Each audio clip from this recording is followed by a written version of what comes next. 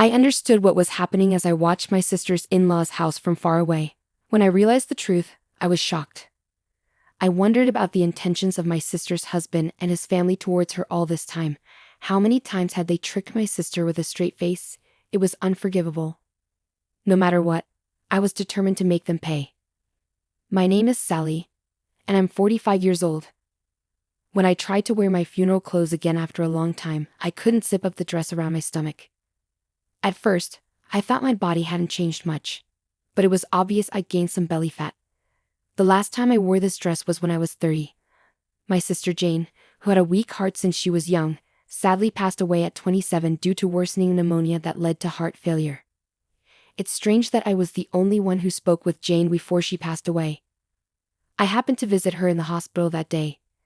Jane probably had many plans since she was only in her second year of marriage. She likely never thought she'd leave this world so soon.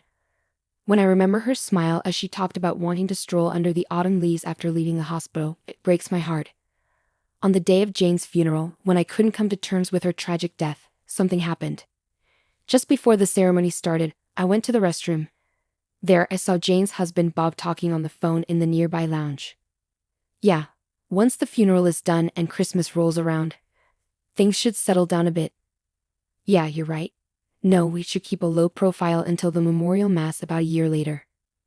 I don't usually listen in on people's phone calls, but this time I couldn't help but be curious about what they were saying. What does he mean by keep a low profile until the memorial mass about a year later?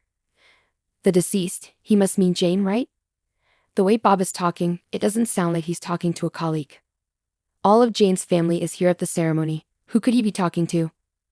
Sorry for keeping you waiting. Yeah, I get it. No, the kid's fine. They don't suspect a thing. Neither my wife nor anyone in her family has noticed I have a child. Just stay home and relax. What? I was shocked. Did he just say he has a child? For the record, Jane and Bob didn't have any children. They decided not to because it was uncertain if Jane's body could handle childbirth.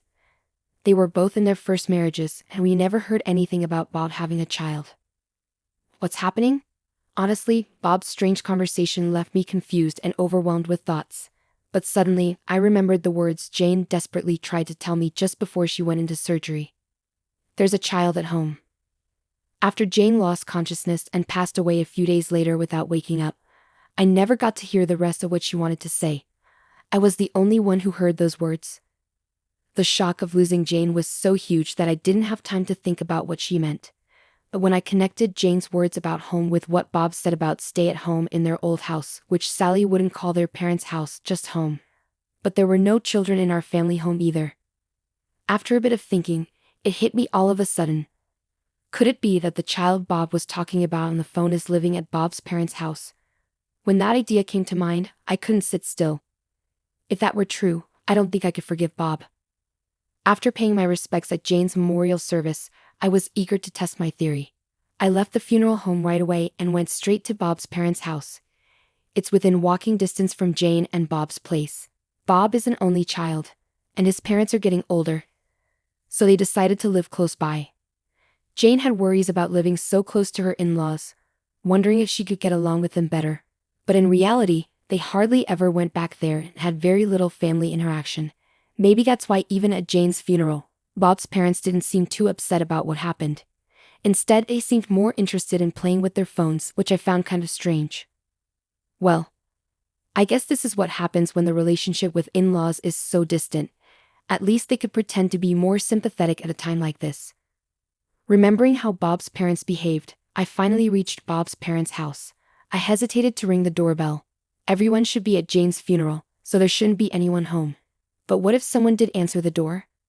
What would I say? I still didn't have any proof of Bob's wrongdoing, and I wasn't confident about confronting someone without evidence. As I thought about this, I went around to the back of the house and peeked inside through a window that wasn't closed. I could see the whole room. Could someone really be in there? Just as my heart skipped a beat. Hey, stop moving. Look, stay still. Yeah. A child ran out into the yard, followed by a woman I didn't recognize. I instinctively hid and watched them from the shadows. The child looked a lot like Bob, with wobbly steps indicating he'd just started walking a few months ago. The woman seemed to be around Bob's age, and her eyes resembled the child's, making me certain she was the mother. Oh God, did Bob really cheat on my sister? When did this betrayal start? When did Jane find out?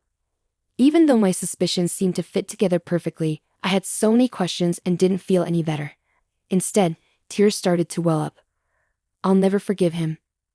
I promised myself to make him pay for what he did to my sister. Later, I went back to the funeral home and attended Jane's burial in the churchyard. Even though everyone thought I left halfway through, when I explained that I couldn't handle the shock of losing Jane, they seemed to understand. I highly doubt anyone would suspect I went to Bob's house, but I was relieved that my sister's in-laws didn't seem to notice anything strange at all. The next day, I made up my mind to ask for a private investigation on Bob from the only detective agency in town. To my surprise, it was run by Jane's friend Layla, whom I remembered from the funeral. Layla told me that Jane had also asked for an investigation on her husband. After she requested the investigation, Jane got sick and passed away. Even though I have to keep things confidential, I think Jane would have wanted you to know, Layla said. With that, Layla shared the details and findings of the investigation Jane had requested. Once, even though they were engaged, Jane and Bob almost broke up. Bob got cold feet just 6 months before their wedding, saying he wasn't sure he could protect Jane, who had a weak heart, and he wanted some space. After a lot of thinking, Jane agreed and decided to distance herself from Bob.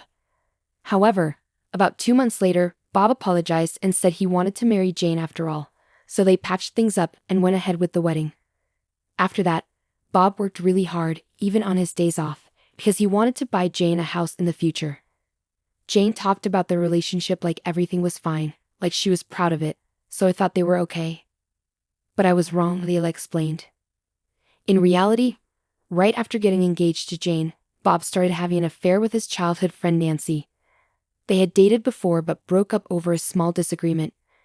Even though Bob met Jane and got engaged, he still had feelings for Nancy. When Nancy reached out to him, those old feelings came back. To make matters worse, Bob's excuse about getting cold feet was a lie. Around the same time, Nancy got pregnant, and Bob was torn about whether to leave Jane and marry her. He even talked about it with some friends, but Nancy was firm in her decision. If you stay with me, I won't ask you to marry me. But I'm going to have this baby, Nancy told Bob. Bob didn't want to break up with Nancy, but he also didn't want to tell his wife Jane about the baby. At the same time, he couldn't ignore a child he might have with someone he cared about. He didn't want Nancy to have the baby, but she was determined to keep it. Eventually, Bob opened up to his parents about the situation, only for them to say, "This will be our first grandchild, so let her have the baby." Bob's parents had always preferred Nancy as his partner since they knew her well from childhood. Plus, they didn't seem to like Jane much because she was frail and might not give them a grandchild, which they often complained about to others.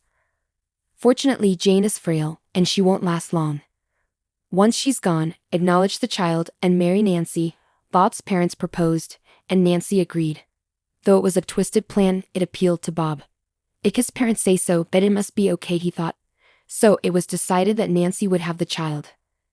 Nancy, like Bob, was an only child, and her parents had already passed away. That's why Bob's parents spent a lot of time at Nancy's house, helping her during her pregnancy. The story about Bob working hard for Jane right after their wedding was a lie. He was probably visiting his newborn baby during that time. There were witnesses who saw Bob going to Nancy's house often, Layla explained. This suggests that the excuse of moving closer to their elderly parents was also a lie. They actually wanted to be near the child. As the child grew up, they respected Bob's parents' wish to spend more time with their grandchild, so Nancy and the child stayed more often at their house. With various excuses, they kept Jane away from her in-laws, and eventually, they stopped going home altogether. It's enraging how they're endorsing infidelity as a family, Layla concluded. Just a month ago, my sister found out about Bob's cheating.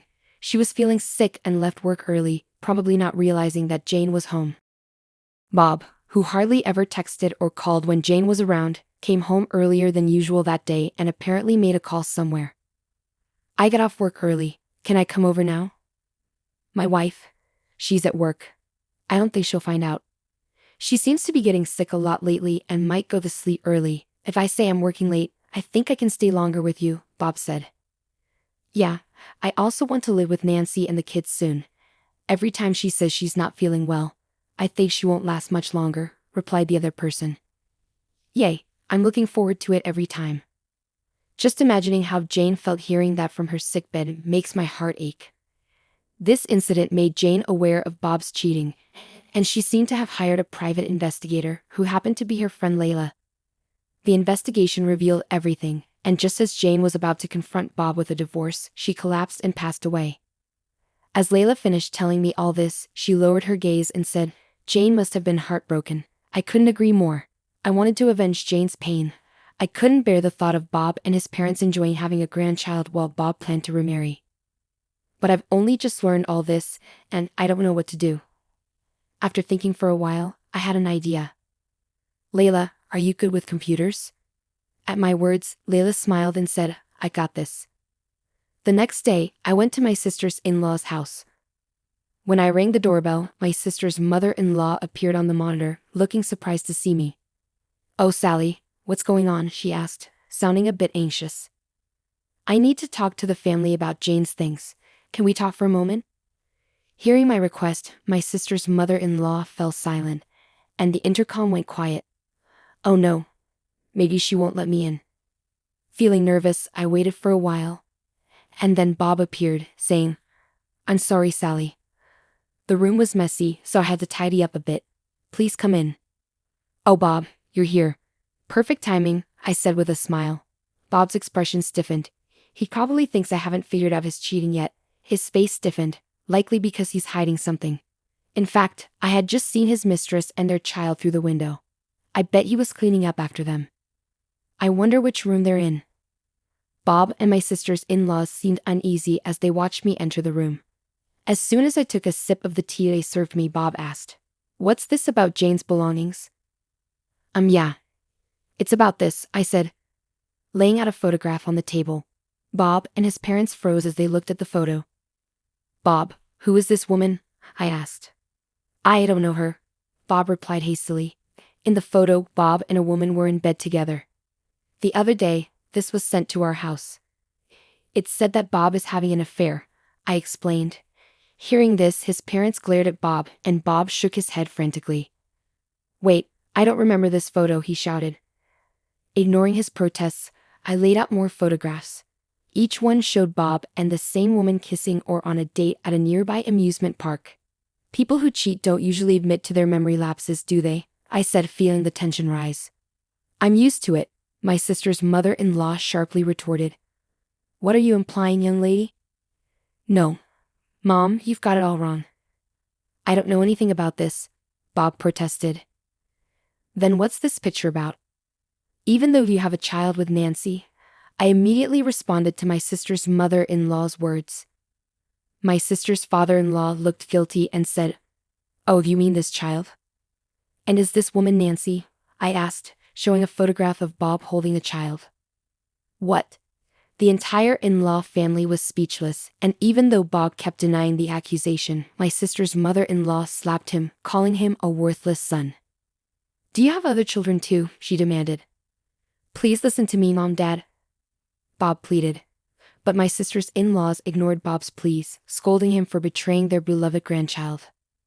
What nonsense bringing this here? The picture was sent to her house. I don't know much about it either, Bob exclaimed. I came here seeking clarity, but it seems Bob does have a child, I said, preparing for a confrontation. Bob was at a loss for words. But honestly, Bob was telling the truth. He doesn't have any other affair besides Nancy. I didn't plan to reveal this, as I didn't want to be accused of spreading false information later on. However, this picture is fake. It's a composite one that I had Layla create. I could have used a real picture of the child with the actual person Bob cheated with, but I chose a combined photo because of certain reasons. I planned to confront him by asking him about the child, but luckily, my sister's mother-in-law revealed the truth earlier than I expected. So, your quietness means it's true, isn't it?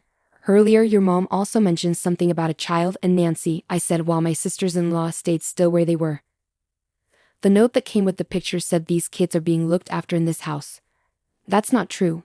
My sister's mother-in-law quickly disagreed with what I said. Are you sure? Of course, it's not true. Then show me all the rooms. Huh? Without waiting for their approval, I stood up from my seat and headed towards the room next door. Hey, wait a minute. You can't just snoop around other people's houses. Bob raised his voice. If there's nothing to hide, then you should show me. That's not the point. Then what's the issue? Well, without waiting for Bob's response, I ignored the attempts of my sister's in-laws to stop me and peeked into the next room. She's not here, I concluded, and then I went upstairs to the second floor. Despite facing obstacles and scraping my knee, it was nothing compared to my sister's pain. I was willing to endure any number of fresh wounds.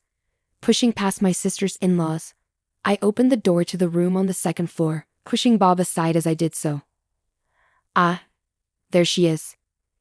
In the room, Nancy and a child were sitting on the bed. Well, who do we have here? It was a different woman and child from the ones in the picture. What's happening? Bob asked. At my words, Bob turned pale, and Nancy looked puzzled, saying, "A picture?" Yes, it seems like Bob here has been cheating while my sister was around. Look at this picture. As I showed the fake photo to Nancy, her face twisted in anger, and she crumpled the picture. What is this? You were with another woman. No, Nancy, it's not like that. Just listen.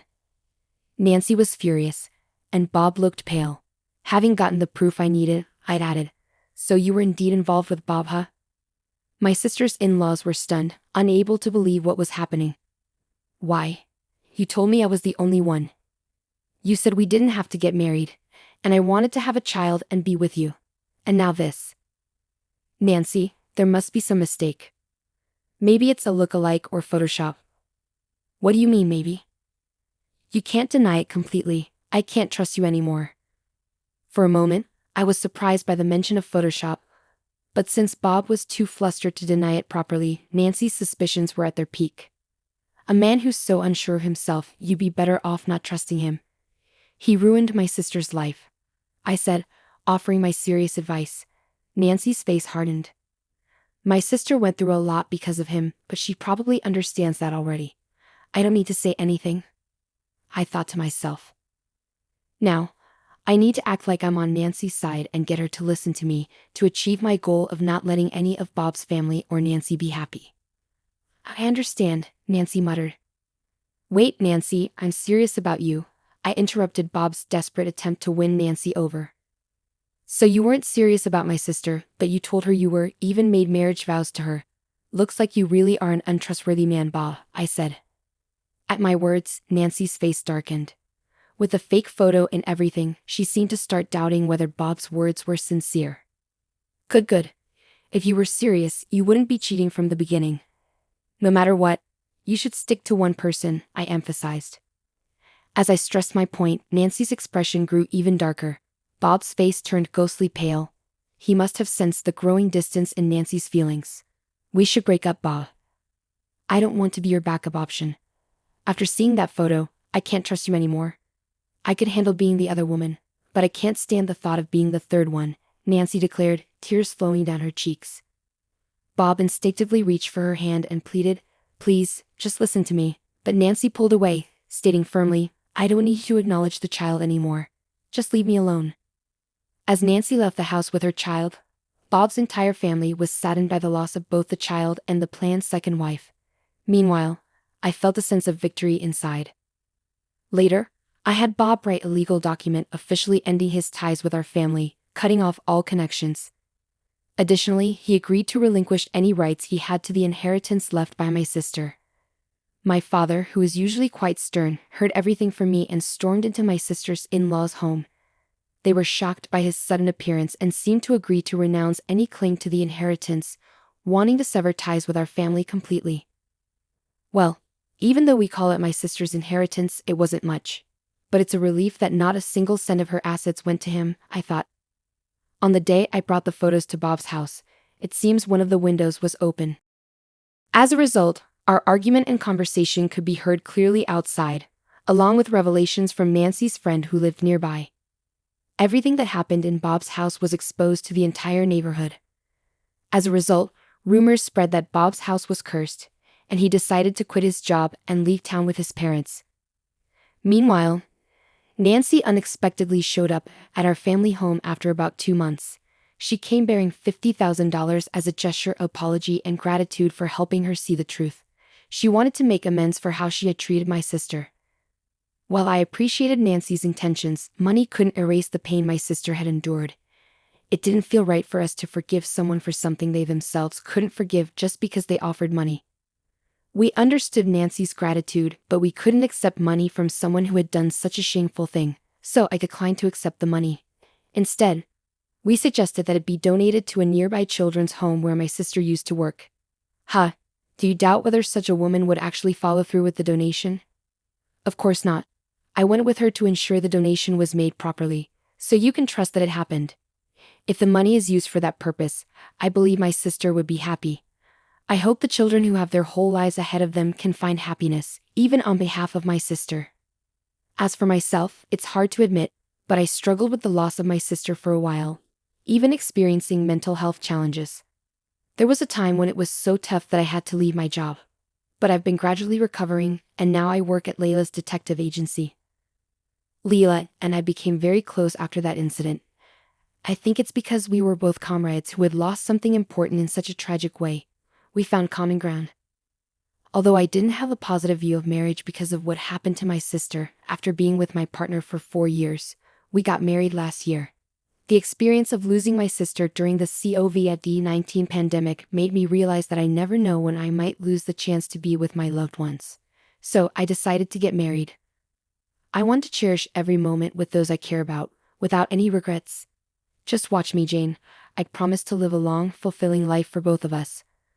When I join you someday, we'll have a blast together, I declared, determined to live life to the fullest. Hi, I'm Heather, and I'm 23 years old. A couple of years ago, I got married to the person I adore.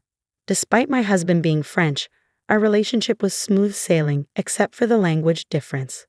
To bridge the gap and connect better with him and his family, I took up learning French without them knowing. It was my way of showing how much I cared for them. My husband, Frederick, and his mom, Avril, had no clue about my secret language lessons. I not only learned French but also became quite good at it through hard work and practice. I reached a point where I felt confident enough that I could survive in France if I had to. You might wonder why my husband doesn't know about my skills. Truthfully, I was a bit shy. Speaking someone's native language can be intimidating, especially when you're always around them.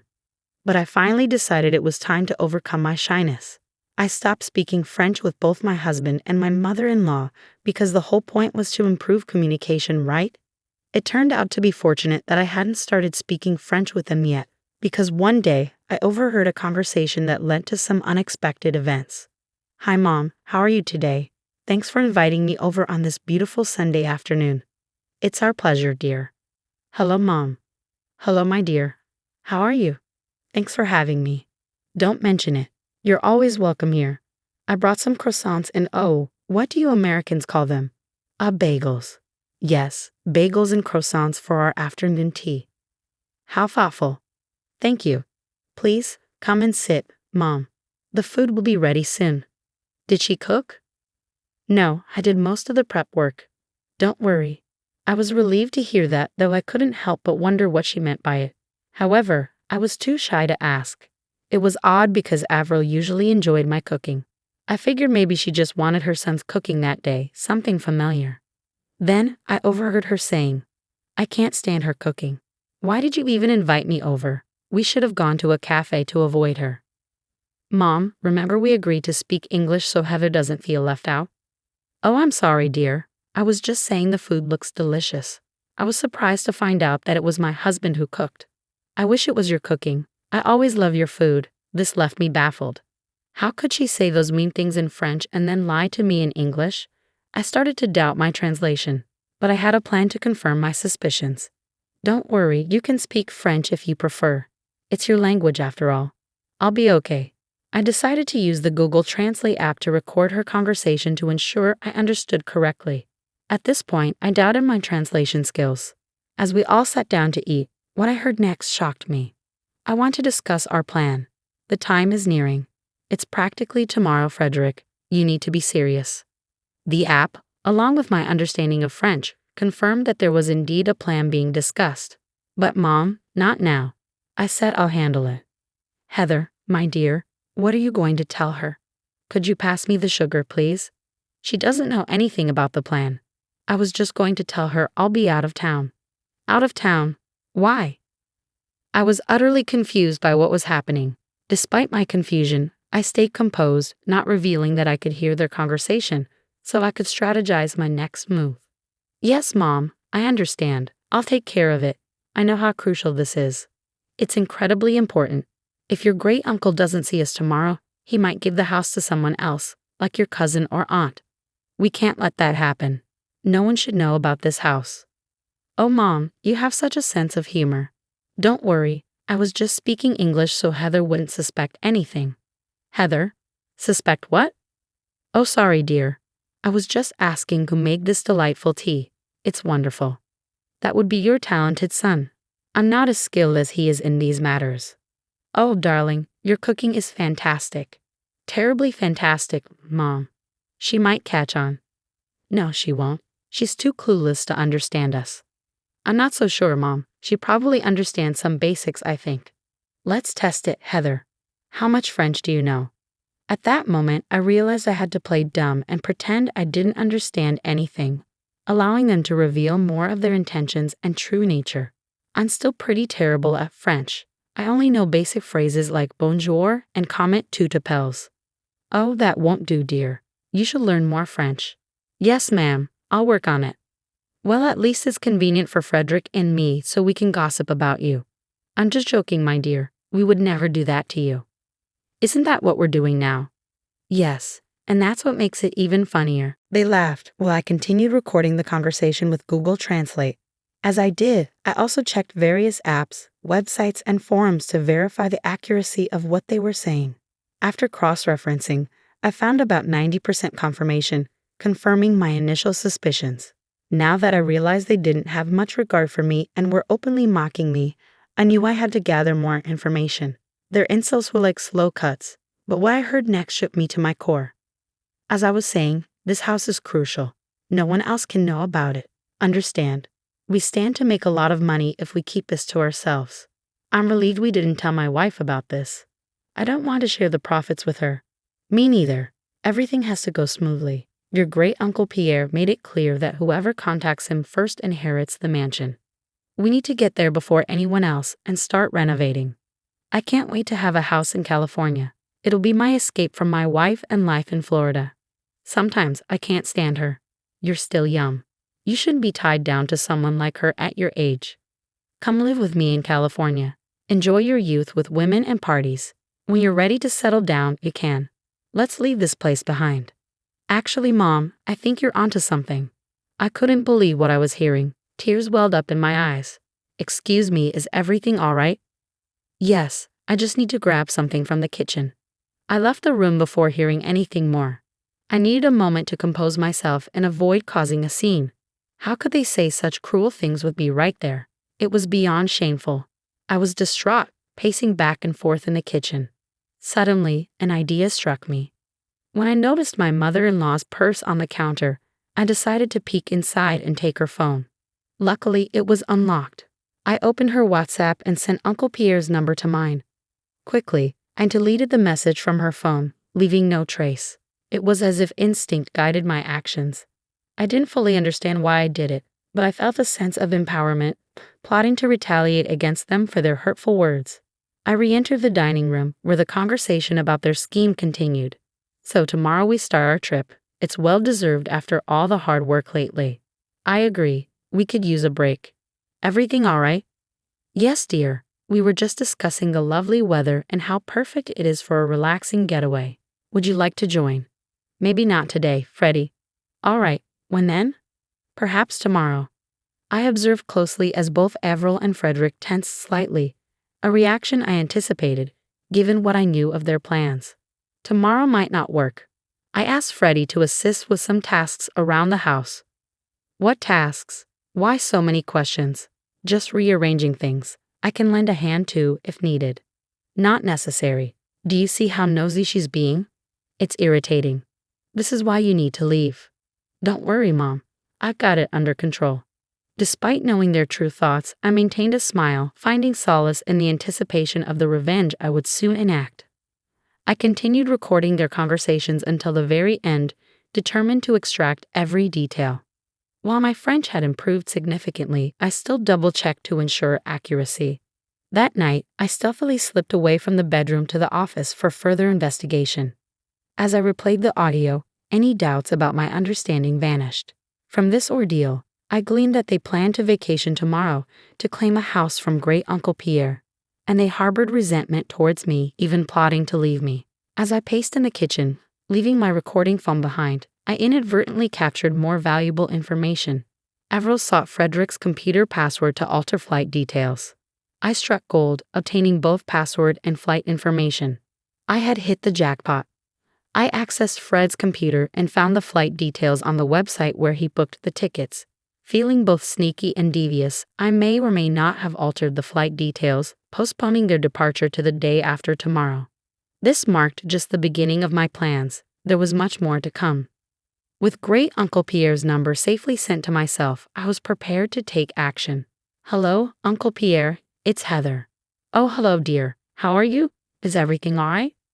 "Well, no, not really." I recounted the day's events in detail, even sending him the audio recording as proof. Without it, I doubted he would believe me. We ended the call so he could listen to the recordings, reconvening once he had finished reviewing everything. I'm at a loss for words. How could Avril and Frederick do this? They were such sweet and innocent people when they were younger. How could they betray you? Me? It's a lot to process. I was just as shocked. You've certainly improved your French. Well done. Thank you, Pierre. But now that we know, what should we do? Well, they won't be getting the house, that's for sure. After hearing all this, I can't in good conscience give such a gift to people planning to destroy it with their greed and foolishness. Understood. It's your house, and you have every right to decide its fate. Absolutely.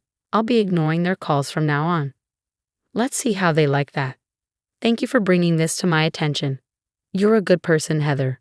Don't let the darkness of this world change that. Thank you for your time and courage in sharing this with me. It couldn't have been easy. I admire your strength. Take care of yourself. Uncle Pierre, you too. Good night. With that, I felt assured that Avril and Frederick's downfall was imminent. Now that all the pieces were in place, I only needed to wait for the opportune moment to set things in motion. Returning to the bedroom, I found Frederick still sound asleep. It saddened me to think that my beloved husband could treat me this way. If only we had talked things through, perhaps we could have found a solution. Instead, he chose a path of deceit. I took his phone and disabled his alarm. Without it, he would sleep indefinitely, and that's precisely what happened. I gathered my belongings and decided to spend the night at a hotel.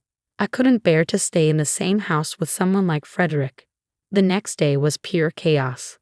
I'm certain Frederick woke up to a barrage of missed calls from his mother, scrambling to pack since he foolishly hadn't done so the day before, and rushing to get to the airport. I received a call from him around 2 p.m. "Where are you? Why didn't my alarm go off, and why aren't you here?" I decided to take a day off for myself. That's nice. A heads up would have been appreciated though. Likewise, Freddie. What do you mean? Anyway, it doesn't matter. I'm running late for my flight, my meeting with Mom. Why are you in such a hurry? She wouldn't mind if you were a bit late. You don't understand. Anyway, it's fine. I won't be home tonight or tomorrow night.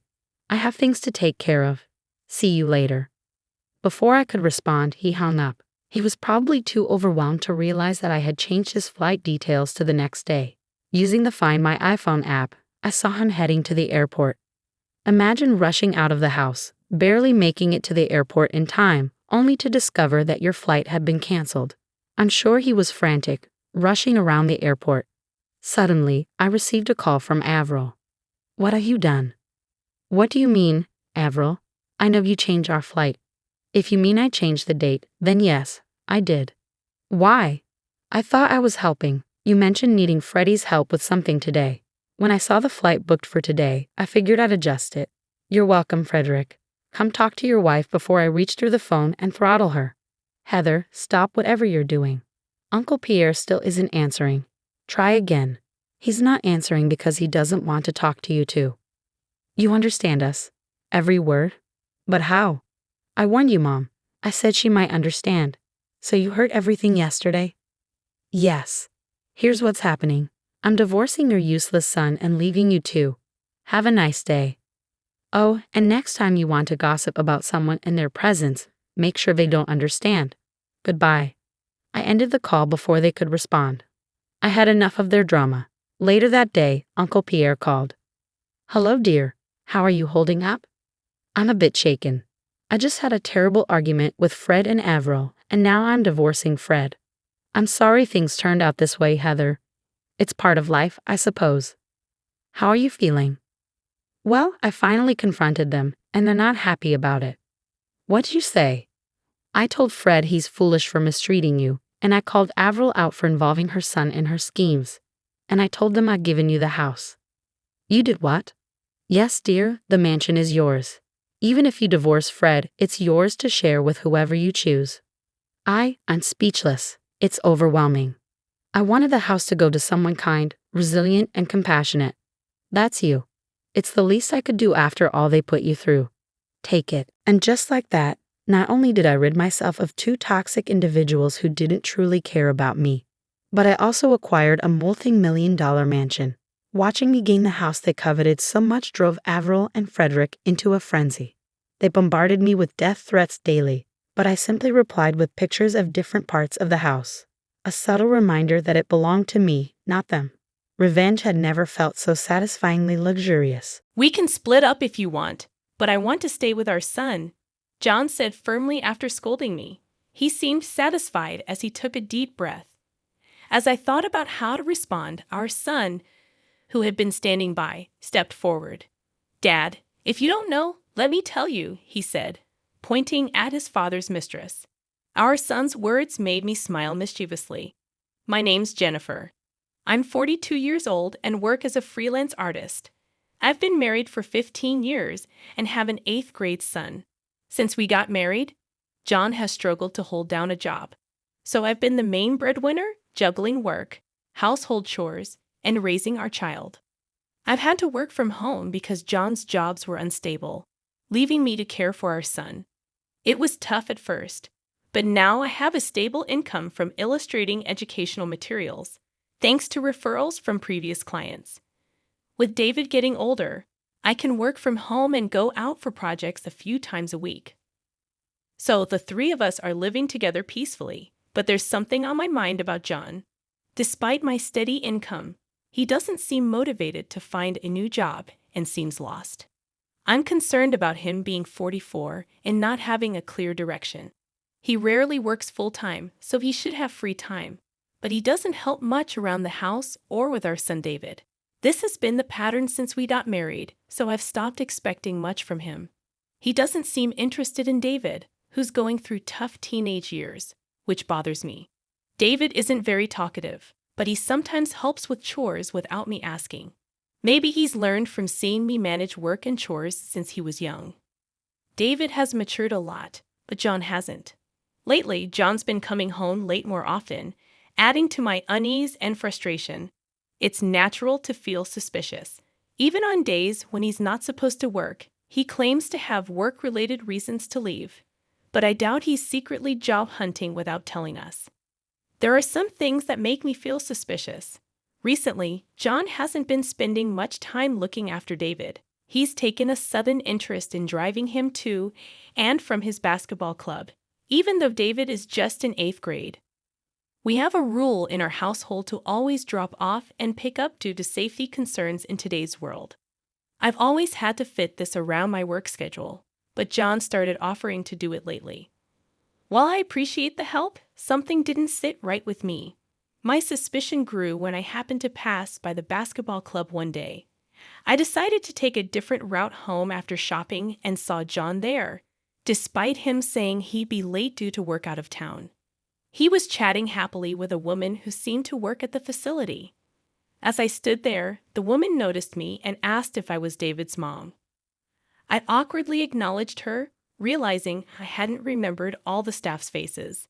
I chatted with her briefly, ignoring my husband's tense demeanor. The woman introduced herself as Jessica, but I found it odd that she didn't mention her role with my child. Seeing my confusion, John seemed eager to end their conversation. On the way home, there was an uncomfortable silence between us, and it felt like he was intentionally avoiding me. Despite his seemingly cheerful conversation with Jessica earlier, he walked beside me with his head down, avoiding eye contact. I could sense that something wasn't right. His recent late returns, sudden interest in doing drop-offs and pickups, and strange behavior after being seen with Jessica made me suspect that there was more to their relationship. Could he be having an affair with her? Deep down, I had felt a shift ever since he started taking over the transportation duties. He had become distant from me.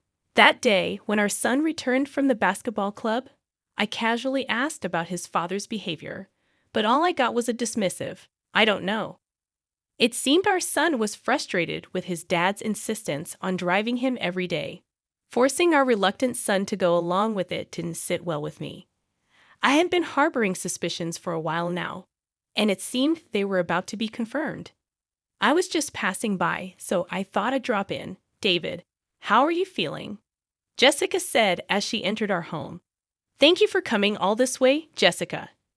"Now please, have some coffee," I replied politely. Jessica, whom I hadn't suspected of being involved with my husband, started finding reasons to visit our home more frequently. She would mention our son occasionally, but it was clear her real motive was something else.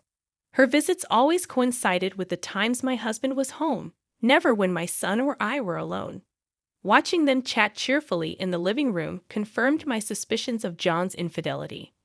About a month after I first noticed his odd behavior, he began coming home later and later, sometimes disappearing for days at a time. When I confronted him about sneaking in late one night, he joked about it, but his reaction changed when I mentioned cheating. He snapped at me, telling me to mind my own business and focus on my work. His irritation was evident as he stormed out of the room. I was angry that he acted as if he was doing everything when, in reality, he left all the housework and parenting to me. "What's wrong, Mom?" David, who had been witnessing our arguments, spoke up unexpectedly. "Oh, it's nothing. Why are you still awake?" I deflected, but David seemed hesitant before finally opening up about his suspicions regarding Jessica, whom he believed might be involved with his father. He found her clingy and irritating, especially since she would come to our house uninvited. It was a relief to know that I wasn't alone in disliking her presence, but the situation was far from resolved. When I returned home from a client meeting, I heard laughter coming from the living room. It was John and Jessica. David must have stayed in his room as he didn't join them. As I entered the living room, both John and Jessica turned to look at me. John appeared uncomfortable as usual, while Jessica greeted me with a confident smile. "Welcome back, David's mom," Jessica greeted me as I bumped into John, who then invited me inside. I couldn't shake off the unease I felt about Jessica addressing my husband by his name. "Oh, we seem to run into each other often, don't we? Isn't work keeping you busy?" I retorted with a touch of sarcasm. Jessica replied with a smug expression. "Well, part of my job involves visiting homes." I wanted to lash out at her for being so presumptuous. "What part of your job involves critiquing people's homes?" I wanted to ask, but I held my tongue. Instead, she commented on the cozy atmosphere of our house, insinuating that it wasn't kept very clean. Her sly grin made it clear she was enjoying pointing out my shortcomings. My husband didn't defend me. Instead, he chuckled along with Jessica, even adding that I should do better with the housework since I'm always home. It frustrated me that I was the only one being mocked. Feeling overwhelmed, I quickly retreated to the bedroom, still holding my belongings, overcome with frustration, sadness, and embarrassment. I worried that Jessica might replace me in my family eventually. If she wasn't involved with my son's basketball team, I might have confronted her. But I hesitated for my son's sake. Despite my concerns, my husband and Jessica continued their rendezvous, openly displaying their relationship while I remained silent.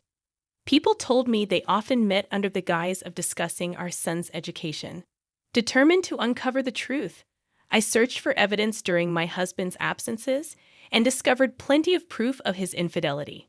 Despite his claims that we couldn't afford gifts for birthdays or anniversaries, I found receipts for motel stays, lavish dinners, and expensive jewelry in his coat pocket. I even found receipts for places he said were too expensive for us to visit. It pained me to think he spent money on his mistress, but not on his wife. Despite my hurt, I stayed composed and continued gathering evidence. Divorce crossed my mind, but I wanted to wait until David graduated high school. Nevertheless, I resolved to gather as much evidence as possible to protect myself. I wondered where my husband got the money for his affair. Even if he used his entire salary, it would be challenging to sustain. Lost in thought, I suddenly remembered our college fund account for David. A wave of dread washed over me as I checked its transactions, revealing large withdrawals over the past few months. I had opened the savings account specifically to secure my son's education funds just in case. It had been a while since I last checked it, and I was shocked to discover that the balance had significantly decreased. Despite meticulously managing our credit card usage and monthly bills, I had neglected to monitor the savings account regularly. The realization hit me hard, and I struggled to steady my trembling hands. The money he spent on his affair came from the savings I had diligently set aside for our son. At that moment, I no longer cared who he was having an affair with. What I couldn't forgive was that he had used the money meant for our child's future for his own selfish desires. His betrayal against me as his wife paled in comparison to the betrayal against our son. Suppressing my boiling anger, I resolved to continue pretending that everything was normal. I didn't want our son, who was at such an impressionable age, to catch on. I chose to shoulder all the problems and worries alone, not wanting to burden our hardworking son with unnecessary stress. However, the strain began to take its toll on me, leading to small mistakes in my household chores and work. Even Mrs. Smith, a longtime client, noticed my worn-out state and expressed her concern. While I struggled, my husband seemed to be enjoying himself with his mistress more than ever. Without my interference, he appeared more relaxed. Sooner or later, our son David would inevitably become aware of the issues surrounding our family. Recognizing my subdued demeanor, David silently offered to help with the laundry, expressing his understanding of the situation. His quiet support warmed my heart and fueled my anger toward the traitor who had jeopardized the money I had saved for our son. There had to be consequences for his betrayal. I contemplated reaching out to someone who had offered to support me, clenching my fists as I swore vengeance against my husband and his mistress. One evening, my husband abruptly announced that he would be away for almost a week due to work. He insisted that he was attending a training program in another state, but I had my doubts about the truthfulness of his explanation. The restaurant chain where he worked only had locations within our state, and there were no offices or branches elsewhere. I distinctly remembered him boasting about this perk when he first took the job, emphasizing that there would be no need to relocate out of state. While my son and I engaged in conversation with him, we both harbored skepticism about his story. My son casually mentioned, one of the staff members from my club is also off work for a week around this time. I don't know if she's going on vacation, but it seems unusual. Going on a week-long vacation requires some cash. Despite our casual tone, my husband appeared startled by our observation. Until then, he had been proudly discussing the rigorous training program he was supposedly attending, but suddenly fell silent and glanced down at his smartphone anxiously. Ever since I became certain of my husband's infidelity, I had been monitoring both him and Jessica closely. I even hired a private investigator who confirmed that Jessica, who worked at the basketball facility, was also taking a week off. I had known all along that my husband's supposed business trip was merely a cover for a romantic getaway with Jessica. While I could have caught him red-handed, I had other plans in mind. I had been scheming since learning of my husband's intentions to travel with Jessica. Naturally, I didn't intend to proceed without my son's agreement, but fortunately, he was on board with my plan. On the day of their trip, I bid farewell to my eager husband, and then my son and I set about cleaning the house. With the assistance of some relatives who came over, we also began packing. Our plan was to relocate while my husband was away and stay elsewhere until we found a new home, temporarily staying with some accommodating relatives. Upon learning of our situation, our relatives, enraged by my husband's actions yet concerned for David, graciously offered us a place to stay. Additionally, I safeguarded our savings by transferring all remaining funds to my personal account, ensuring that my husband couldn't access it. As we made preparations, I noticed my husband's belongings were still in the house as we prepared to leave. It didn't feel right to abandon his things, so after some consideration, I decided to send them to a specific location. With Mrs. Smith's approval, I arranged for a pickup service to collect the boxes. Surveying the neat and tidy house my son and I now shared, we exchanged a satisfied smile. A few days after we had relocated, my phone suddenly rang, startling me in the midst of our temporary stay at my relative's place. Seeing my husband's name on the caller ID, I couldn't help but sigh involuntarily. "Hello, Jennifer," he greeted me. "Hey, what's going on?" "It's the middle of the day," I responded, already anticipating his request. "Actually, during my training, I ran out of money. Can you transfer some funds to my account?" His voice sounded panicked, confirming my suspicions. No wonder our savings account was drained. He couldn't access any funds. His desperation was palpable, more so than usual. Was it because he didn't want to appear inadequate in front of Jessica? Feeling exasperated, I declined his plea, almost amused by his predicament. "Why don't you use the account you always dip into? There should still be plenty left," I suggested with a smirk. After a brief silence, he erupted into angry shouts. "Are you okay with me being broke?" he yelled, but I refused to entertain his outburst. "Your training will be over soon.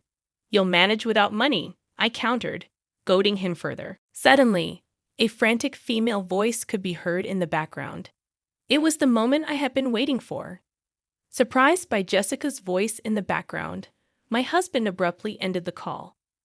With everything falling into place, the next day my son and I headed to a specific location. A grand mansion with immaculate gardens, clearly the residence of affluent individuals. As if on cue, we found my husband and his mistress in a room. My husband looked terrified as he sat on the floor, offering apologies to someone. That someone, with a stern expression, was Mrs. Smith, a longtime client of mine and the principal of the middle school attended by my son David. Over the years, we had developed a close bond, sharing personal troubles and trusting each other implicitly.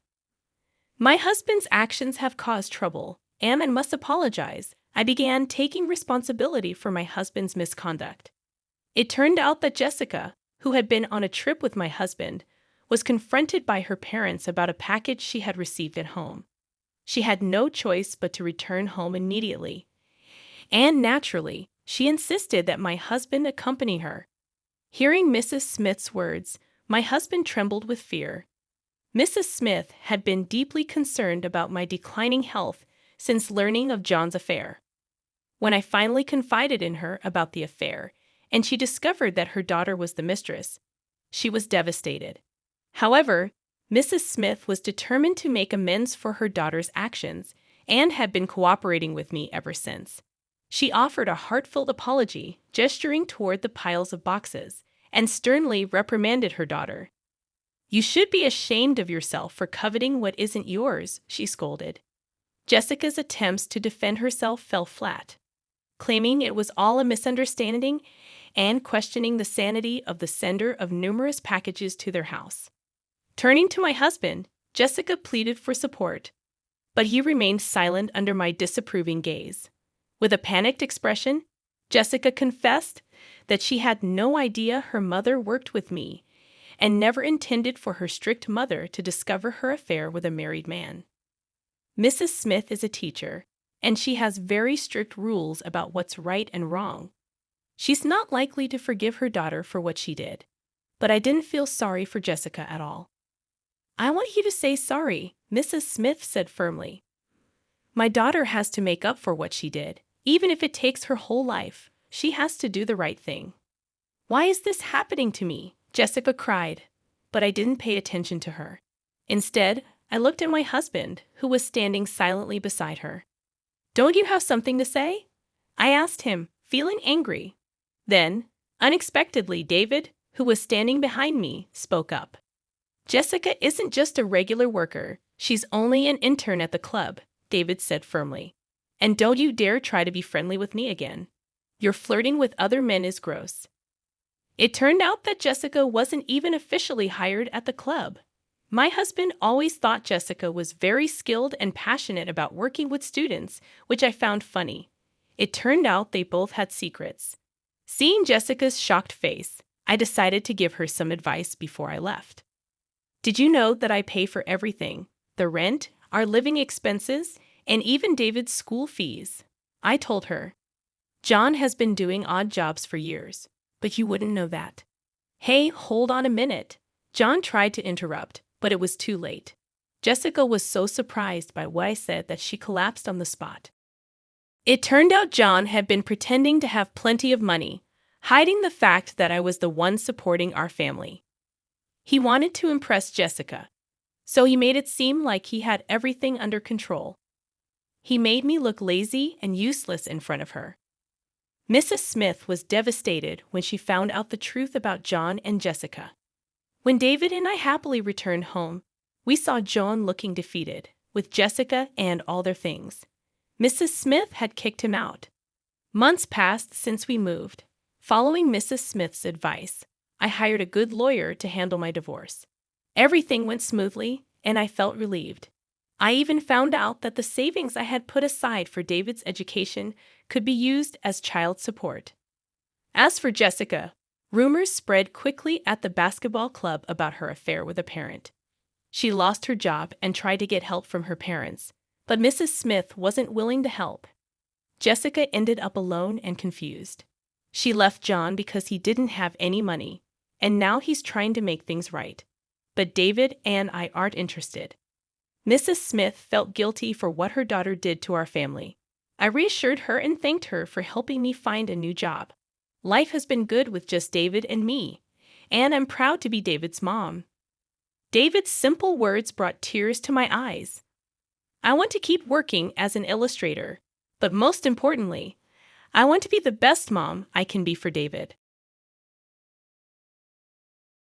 I got married to a man who liked me even though I was fragile and shy. I thought we were happy, but while I was in the hospital, my husband met a beautiful divorced woman. He decided to leave me, saying I didn't work and wanted $800 a month as compensation. He went ahead with the divorce coldly. My name's Michelle, and I quietly work in an office at a real estate company. I've never been particularly interested in real estate or office work.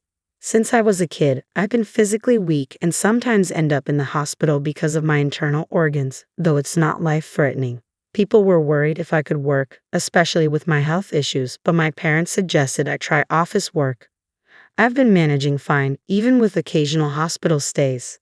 I've been doing well at my job, and my colleagues understand my situation. I met my husband Tony at a social gathering set up by a friend, kind of like a group blind date. I wasn't sure about romance because I thought my fragility would be a problem for anyone. I didn't date much, and before I knew it, I was over 30. My friend encouraged me, saying, "You should find someone who understands you, Michelle. Your condition doesn't affect your daily life much. Let's stay positive." So she invited me to an event. I didn't think it would work out. There were 3 men, one of whom I liked, but he seemed interested in another woman. I didn't feel particularly attractive, and the other women there seemed prettier. I had given up on finding someone there, but then Tony, who later became my husband, approached me. He was thoughtful, offering me soft drinks since I didn't drink much. But as I listened to him, I realized he wasn't the one I wanted to be close to. I dreamed of marrying someone like a top actress. Hearing his confidence made me wonder about him and even feel a bit repelled. However, despite that, he kept talking to me. He asked, "What kind of guy do you like, Michelle? Do you want to get married?" Because I was eager to get married soon, Tony kept talking to me, showing persistence. At first, I thought he was shallow, but we exchanged contacts. Surprisingly, Tony kept contacting me frequently, even asking me out. Gradually, my feelings for him grew. However, I was still worried. Why would a man with high standards and a seemingly shallow nature be interested in someone like me? When I shared my concerns about my fragile health with a friend, they explained that guys often want to appear strong and impressive at first. Despite that, my friend said Tony really seemed to like me. Believing this, I started to see Tony differently, and we grew closer. Eventually, we got married, and our first year together was truly happy. We lived in a spacious and affordable apartment that I found. Interestingly, my health issues almost disappeared, and I didn't have to go to the hospital while I was with Tony. Maybe being with him helped improve my health. Tony was considerate, and I felt confident that marrying him was the right decision. However, after a year, I started noticing changes in Tony's attitude towards me despite my weak health. ChatGPT. I managed to do basic housework, and I always cooked meals. Tony used to praise my cooking, which made me happy. But gradually, he stopped complimenting and even started complaining about the food. He'd say things like, "Is the soup a bit bland today?" Or, "I'm not really in the mood for meat today." I'm not great at cooking, so making the same tasty meal every day is tough. But until then, he never complained. Also, I can't guess what Tony wants to eat unless he tells me. I was shocked when he said he wasn't in the mood for something. Still, I loved Tony and wanted to meet his expectations. However, his attitude towards me got worse. When he came home from work, he used to cheerfully greet me with, "I'm home. Worked hard today." But he stopped doing that and instead said, "I'm tired. I want to do something fun," showing no interest. Our habit of going out on days off also disappeared. When I suggested going somewhere, he'd coldly reply, "I'm too tired to go anywhere. If you want to go, go by yourself." His behavior seemed odd, and I started feeling my health deteriorating again. It's like my body reflected my growing anxiety. Then Tony started coming home late from work and going out with friends on his days off, saying he wanted to rest. "I'll be back soon," disregarding me entirely. This behavior went beyond just being odd. It started to breed distrust in me.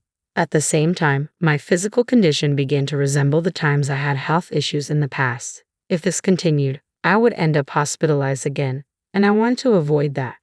Hospital stays usually last about 2 weeks, something I'd rather avoid, so I wanted to talk to Tony about our situation. One day, when he returned from an errand, I asked him honestly, "Hey, you've been acting strange, haven't you? You're cold towards me. Have you started to dislike me? If you have something to say, say it. Otherwise, I'll go crazy."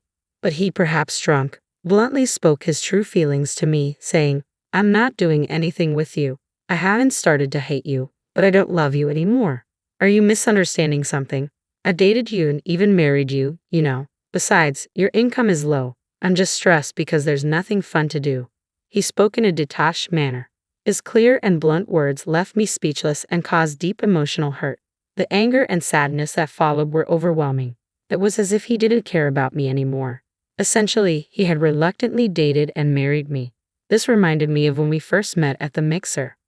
I realized he had his sights on another woman. When she showed interest in another man, he turned to me, the leftover one. I thought his eagerness to marry was genuine, and I was his only viable option at that time.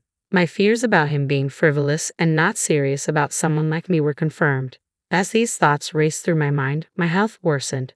There was one thing I wanted to correct in Tony's words, but I no longer felt the need or desire to say it. Not wanting Tony's care, I called my workplace to inform them of my impending episode and took a taxi to the hospital. After a 2-week stay, I returned home still uncertain about how to proceed with Tony. But upon my return, he said something completely unexpected. "Oh, you're back. Did you get some rest?" I was surprised. "I knew you were weak, but I didn't expect you to be hospitalized." His way of speaking showed no concern for me at all.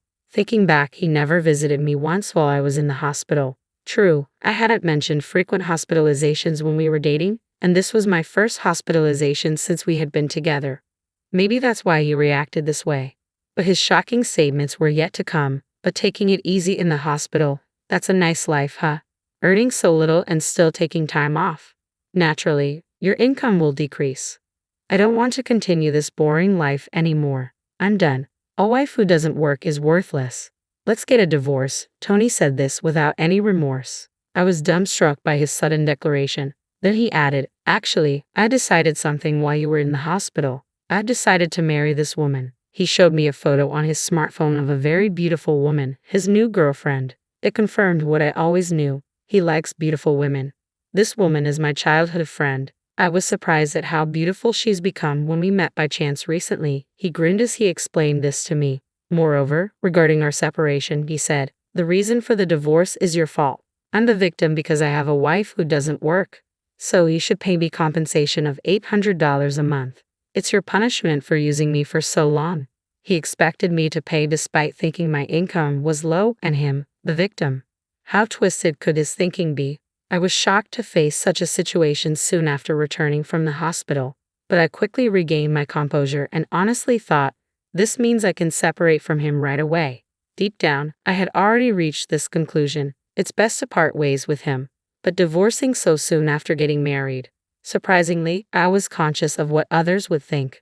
However, his current behavior was a wake-up call. I decided to accept his demands, so I took out the divorce papers I had prepared earlier, signed my name, and handed them to him. All right, if you have a new fiancé, I understand. Here are the divorce papers. Sign them quickly, I said. He looked surprised for once and said, oh, that was quick. Sometimes you do think. Now we can get divorced. He signed the papers, reading and handed them back to me, saying, don't forget about the compensation. Start transferring it by the end of this month. Then he went back to his room. He must have been surprised. He didn't expect me to comply so easily. But I had been contemplating divorce anyway. It was just a matter of time. However, I hadn't accepted everything he said. Compensation, that's another story which he'll realize later. A week or so after moving out of the house I shared with Tony, my health was stable, and I was going about my daily life. After work one day, I checked my phone and saw over 200 missed calls from an unknown number. What? Over 200 missed calls? When I opened the history, Tony's name was listed repeatedly. Seeing this, I couldn't help but feel relieved because I knew why he had been calling. When I called him back, his panic was obvious. Hey, I got a demand for $50,000 in compensation. That's too much, don't you think? But how could he not understand without an explanation? Well, you were cheating on me with your fiancé. While we were still married, right? Was her name Hillary Johnson? She's really beautiful, isn't she? He was flustered when I mentioned her name. What are you talking about? More importantly, how do you know her name? The answer was simple. Why do I know? Because I hired a detective. Your actions were obviously suspicious, so I decided to ask for a little help. They contacted me right away, saying it was a definite case. They even showed me proof photos. According to the latest information, you had her stay over at our house just 3 days ago. Right, by the way, I filed for divorce the day before yesterday, so we were still married 3 days ago. Telling him this, he looked like he was about to explode. He had demanded compensation from me, but this was why I refused to accept that part. Detectives are amazing, but they sure cost a lot of money. When I mentioned that, he nervously asked, "That's true, but you don't have that kind of money, do you?" But that was just his misconception. Indeed, my salary as an office worker wasn't significant, but now I'm ready to reveal the truth. I wanted to counter when he called me low income, but you know, I do have about $400,000 in rental income. The reason being, my father is the president of the real estate company.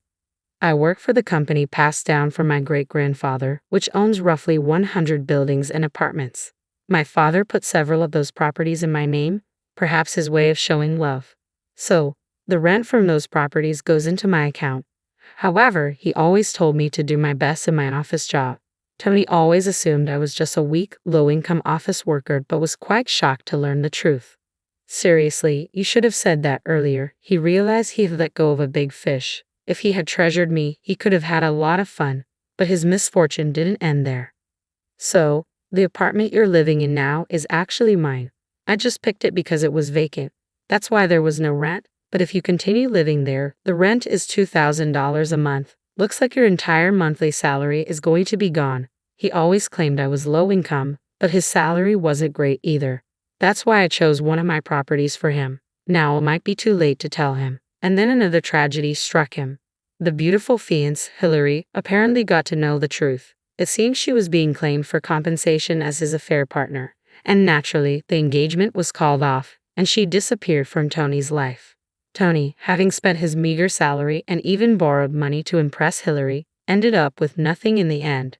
It's a result of his arrogance and lack of effort, thinking he could land a big catch without trying. As a result, Tony lost his wife, his home, and his new fiancé in an instant. All that remained was his considerable debt. Finally, he said to me, "Hey, let's give it another try. You're the one for me, after all." Such a desperate statement. But without it, he would have an even more boring life than before. However, as far as I'm concerned, he no longer means anything to me. But you would say you were just with me because you had no choice, right? Don't worry about me. I'll be fine, I replied casually and decided to end the call.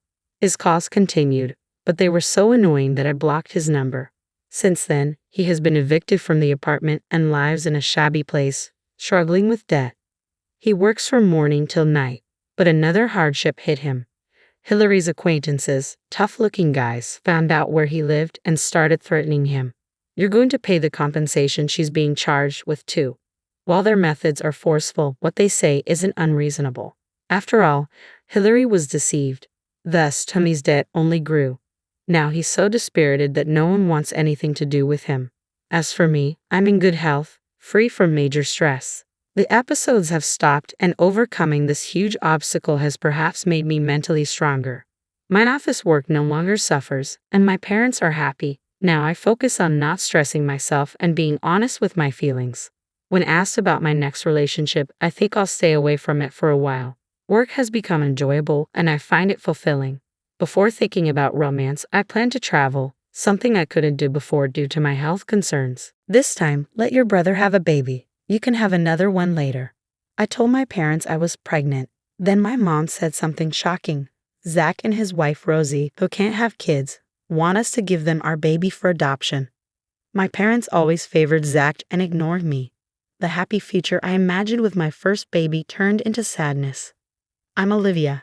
I've been married to Walt for 3 years. We're happy and thinking about having a baby soon. But I haven't been close to my family because of issues with my parents and brother Zach. In our family house, my parents, Zach, and his wife Rosie all live together.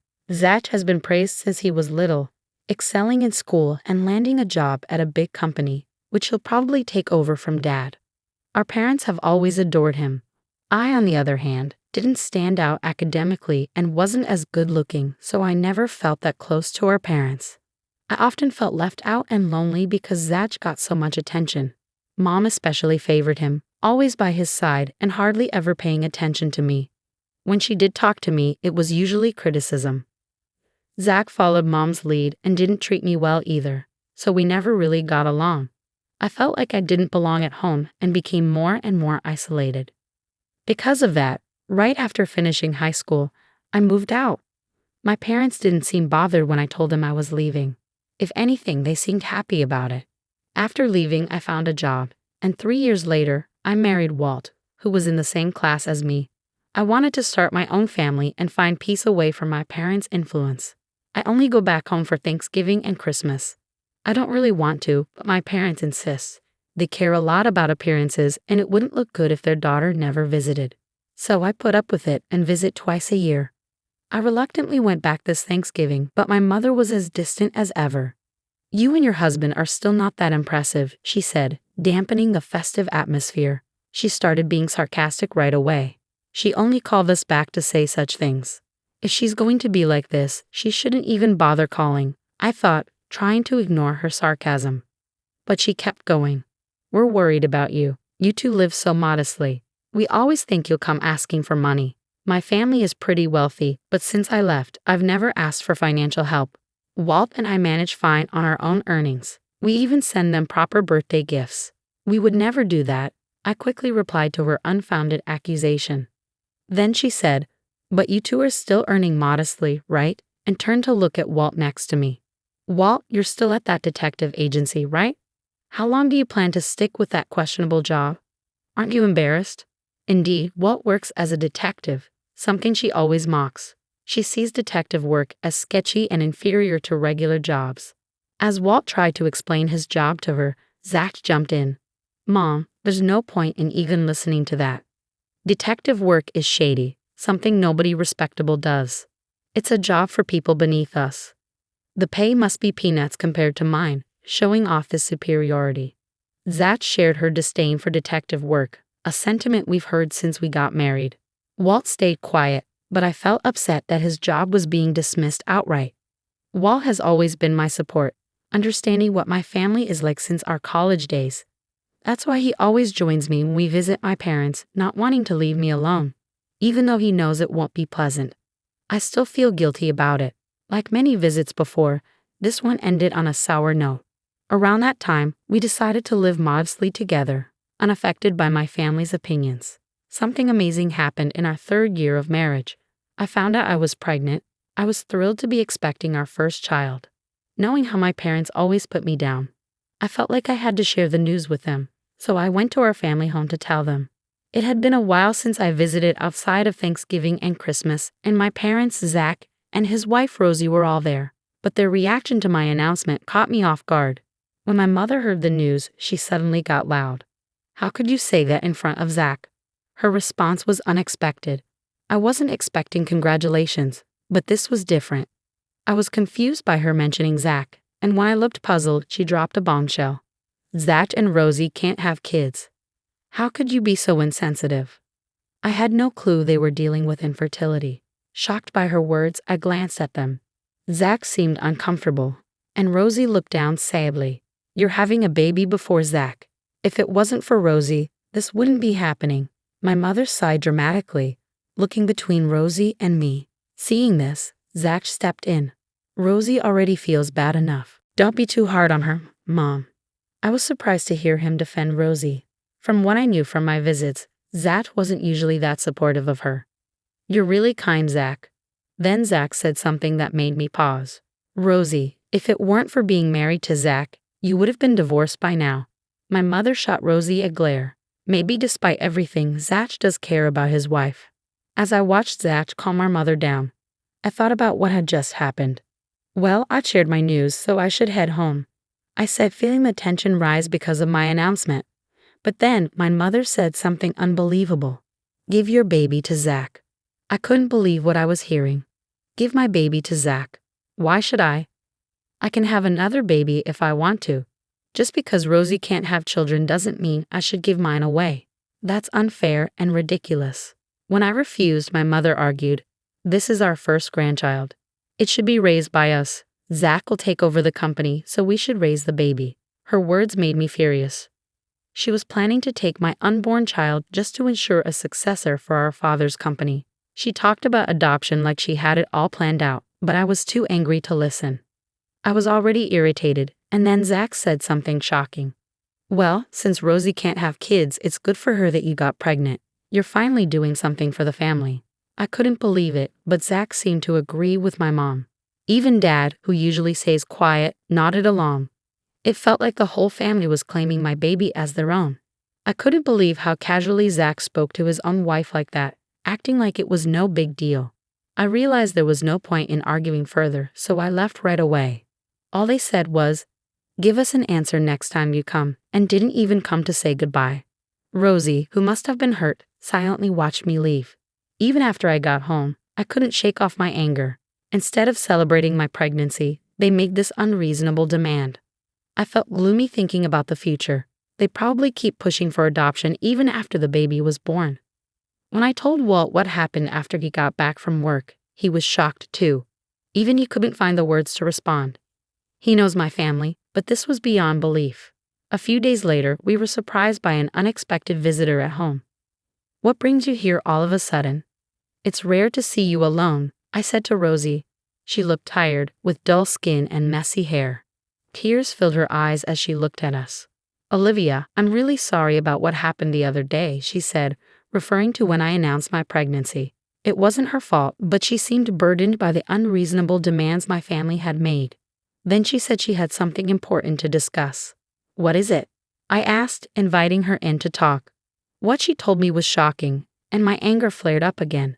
Trying to stay calm, she shared a significant truth with me. Walt had been quietly listening to our conversation and then chimed in with something equally astonishing and infuriating. Rosie's tears started again as she listened to Walt. With this new information from both of them, I made a decision. I vowed to myself to hold my parents and Zach accountable, to settle past grievances and seek justice. 3 months later, with my belly starting to show, Walt and I visited my family home. My parents, Zach and Rosie, were there. Without even a greeting, my mother asked, you've decided to give the baby to Zach, right? It seemed like she couldn't think of anything else. As I said before, that's not happening. I replied, but my parents glared at me as if they couldn't accept it. No matter what you say, we're taking that baby. Stop being stubborn, my mother said, clearly angered by my refusal. Zach and my father just watched, not intervening. No matter how much you insist, I'll never give the baby away. But I came here today to show you something. Is that okay, Rosie? I asked, looking at Rosie, who nodded silently. Rosie intends to divorce Zach, and this is why. I pulled out some photos from an envelope I had brought. That was the reason for my visit today. Zach was speechless as he looked at the photos. They clearly showed him kissing another woman and entering a hotel. Undeniable proof of his infidelity. Shocked to have been caught, he muttered. Who took these photos? Our parents, standing next to Zach, looked bewildered, their gaze shifting between him and me. They probably had no idea about his affair. It was Walt who took these, I said. Walt, who had been silently observing, explained how he had come across the photos. As a detective, he had seen Zach with another woman while working on a case. Out of curiosity, he investigated further and found out about Zach's affair. The decisive moment was captured in those photos, as Zach thought he had cleverly hidden his affair. He was stunned and speechless. Adultery is grounds for divorce. You need to compensate Rosie properly, I said, breaking the tense silence. But Zach, instead of apologizing, blamed Rosie for his actions. Yeah, it's your fault, Rosie. You're so incompetent. I'm just having a little fun outside, he said, with our mother backing him up, trying to shift the blame away from Zach. Seeing Rosie treated like I once was made me feel terribly sorry for her. So I decided to confront my family to save both of us. I pushed them further by pointing out Zach's faults. Zach, you mocked Walt, but a professional detective's skills are extraordinary. Evidence kept piling up as soon as he started investigating. And we found out something shocking about your mistress, I said, watching my parents tense up, wondering what would come next. The woman you're seeing seems to be the daughter of a mafia boss, I revealed, watching Zach freeze in shock. He must not have known that. My mother screamed. What? Is that true? Upon hearing the revelation, she collapsed to the ground, covering her face, while my father looked terrified. Zach, you were pretending to be single, right? I asked, and Zach started to panic. No, I didn't know either. Our parents, who had been so authoritative just moments ago, were now completely bewildered by this unexpected revelation. Then Rosie spoke up amidst the confusion. You didn't just deceive your mistress, did you? Her words brought tension back into the room. She repeated what she had told me during her visit. You're infertile, aren't you? Zach's face betrayed a look of realization. Our parents stared at him in shock. They had blamed Rosie for their infertility issues, but the truth was it was Zach himself. Did you know, Rosie? That was all he could manage to say. Our stunned parents struggled to find their next words, visibly shaken by the revelation. Rosie delivered the final blow. I found out accidentally while cleaning the room. She had stumbled upon his infertility diagnosis hidden in his desk drawer. Unable to admit it to his loving parents, Zach had kept this fact a secret and blamed Rosie for their infertility. Believing his words, our parents had unfairly blamed Rosie. His protective comments about Rosie when I announced my pregnancy were probably driven by his guilt over the issue. Blamed for something she had no control over, Rosie suffered every day. As the conversation turned to the topic of taking my child, Rosie spoke with a calm, unchanged expression. Meanwhile, my parents, just learning the shocking truth, were in a panic. To think Zach will never have a child, that's just, my mother began, despairing at the thought of not having a grandchild. But then she turned her hysterical anger towards him. You knew it was your fault, yet you blamed your wife. Did you cheat because you knew you were infertile? How could my son stoop so low? Oh dear, why did this happen? She vented her frustration at him. Finally, Zach spoke, offering a pitiful explanation. I was shocked to find out I was infertile. I felt guilty for not giving you a grandchild.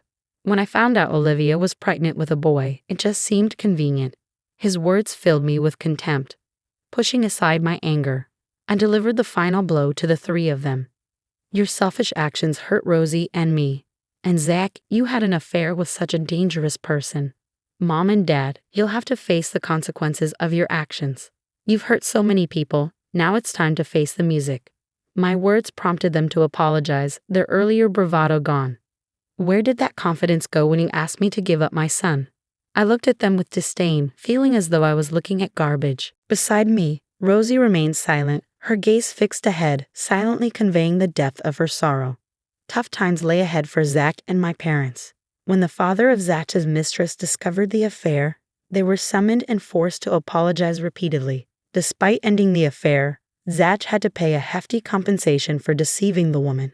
The amount was staggering, teaching them the harsh consequences of getting involved with such people. As a result, our family home descended into chaos. My father had to step down as company president due to the public scandal, and my mother became isolated, shunned by the neighbors, and withdrawing into herself. Their relationship became hostile, constantly arguing over Zach's actions. Zach lost his job after the scandal reached his company, and to add to his troubles, his divorce with Rosie was finalized. Struggling with unemployment and financial burdens, Zach found himself trapped in a cycle of relentless work. Around the time Rosie successfully left the family home, I gave birth to a healthy baby boy. Both the baby and I were in good health, and I reveled in the joy of welcoming new life.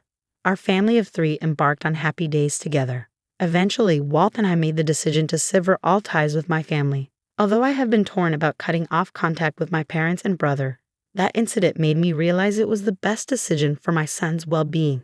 Despite their absence, I have found solace and love in my irreplaceable family. From now on, I choose to cherish only my precious family. Guess what, Rosalie? My family's coming over, and you're in charge of hosting them at this fancy restaurant. Can you handle that?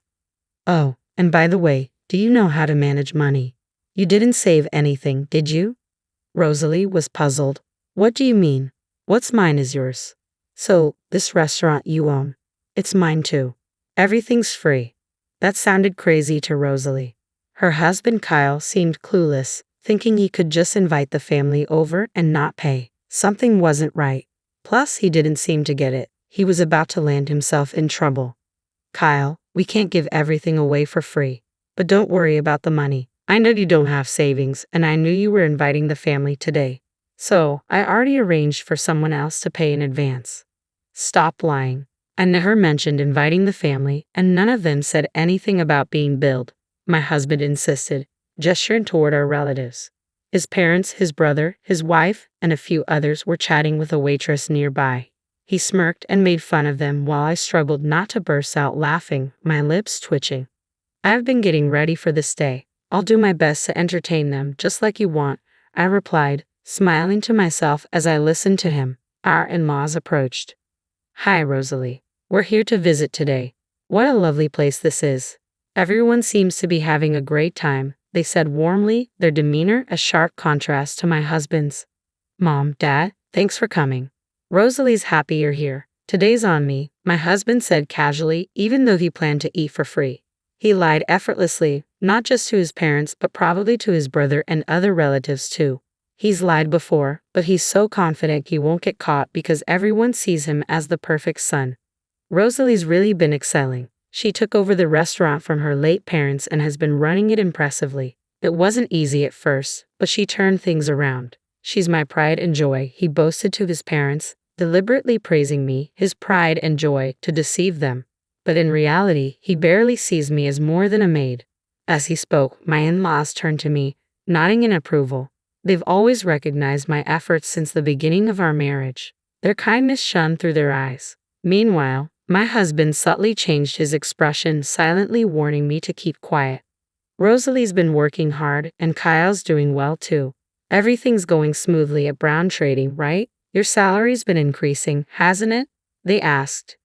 Yeah, that's correct. I'm respected at Brown Trading, and my boss has high hopes for me. I aim to lead my team through actions and results, and I'll keep up the good work, my husband replied confidently. That's our son, all right. Spending $155,000 like that isn't something just anyone can do, his parents remarked proudly, but my husband's expression darkened slightly at that moment. Today, we have 15 relatives dining with us, including my in-laws and brother-in-law's family.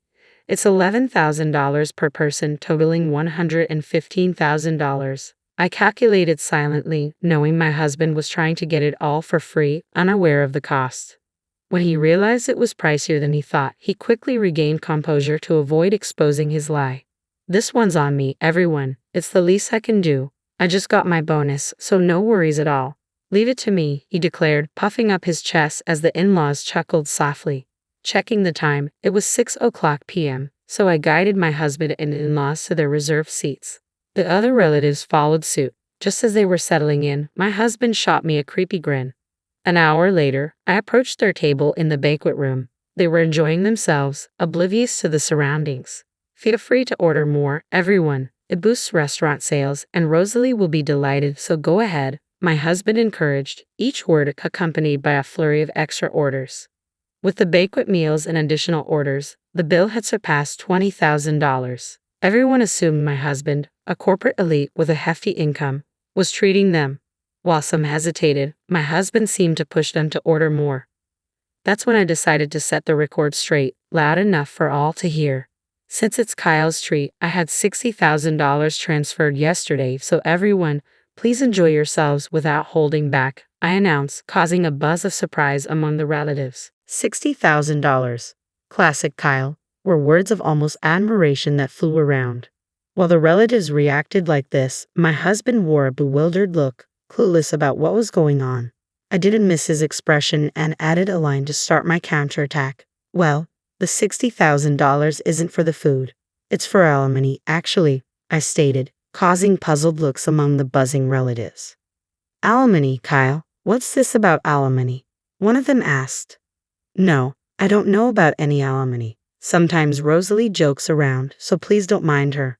"Come on, Rosalie, don't upset everyone with jokes like that." My husband tried to brush it off, but he was clearly the most troubled. His face was smiling, but his eyes told a different story. The way he looked at me was terrifying.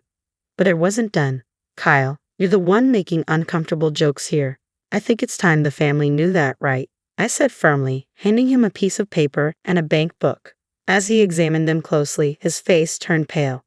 "The alimony is for cheating. Kyle has been unfaithful. He's not the person you all think he is. He can lie and deceive people without a second thought," I revealed. The atmosphere in the banquet room shifted abruptly. The once lively chatter ceased, replaced by an eerie silence.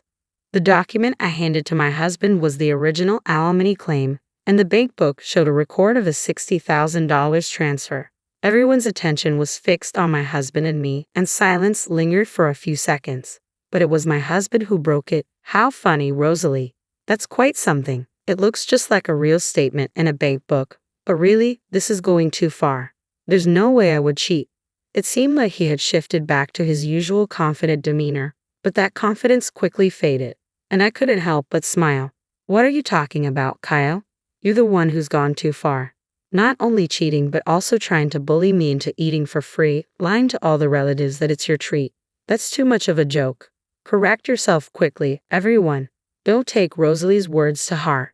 Without needing to say anything, the relatives seemed unable to believe it outright, and no one spoke up. I didn't react to my husband's words either, just watching his actions closely. Gradually, he started to panic.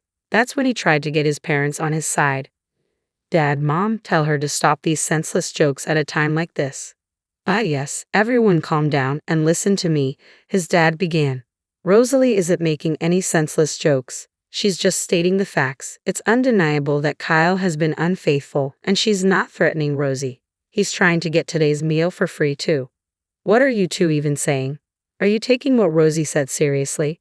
That's not funny at all," my husband protested, but his parents seemed convinced. "The only thing that's not funny is this situation. We've come here knowing everything to confront you," I declared. Yes, I had already confessed everything to my in-laws, revealing how my husband uses his outward kindness to play the dutiful son while behind the scenes, he's up to no good. Even as we waited for our reservation time, he tried to deceive his parents, but they saw through his lies. "Enough. I would never deceive everyone. You're ruining the good mood we had, Rosalie. What are you going to do about this?" My disclosure and having the in-laws on my side were completely unexpected for him. He visibly started to lose his composure, standing up and glaring at me intensely, as if he might lunge at me any moment. "Come on, brother, calm down. Let's sit down and talk this over calmly." "Nicholas, you believe me, right?" interjected his brother, My brother-in-law Nicholas cutting through my husband's angry shouts. Nicholas, busy with his own job, was attending today with his wife Yasmin. I knew Nicholas and my husband had been close since before I started dating him, and he is as gentle and consistently smiling as the in-laws. However, Nicholas's next action would utterly defeat my husband. He pulled a thick envelope out of his bag and handed it to my husband, saying, "You believe me, right, brother?" "How can I believe you when you've been cheating with my wife, Nicholas?" "You what?" My husband's accusation hung heavy in the air as Nicholas handed over the envelope. Inside was a report on the infidelity investigation. It turns out my husband had been cheating with Nicholas's wife, Yasmin. Just before my father-in-law had said, "We've come here knowing everything," and by we, he meant the brother-in-law's family too. And it turns out, I learned about my husband's infidelity thanks to Nicholas. Hesitantly, my husband checked the contents of the envelope, turning pale as a ghost. Inside were numerous photos of him cheating with Yasmin. Pictures of them dining at a fancy restaurant, looking into each other's eyes. There were photos of them being cozy in a car and others of them embracing and kissing in front of a hotel. There's no way he could just say they were just going out. It was indeed a decisive moment, a hellish scene. "Is this a joke? Unbelievable, Kyle did this," were the whispers I heard. The relatives around us were in turmoil, and the banquet hall buzzed in a whole different way. For my husband, it couldn't have gotten any worse. He was completely flustered now. No, wait. This investigation report is fake. The photos must be doctored because I haven't cheated with Yasmin. "We didn't cheat, right?" he pleaded, trying to enlist Yasmin's support in his last-ditch effort. Immediately after Yasmin, now the center of attention, bowed deeply to the floor in full prostration.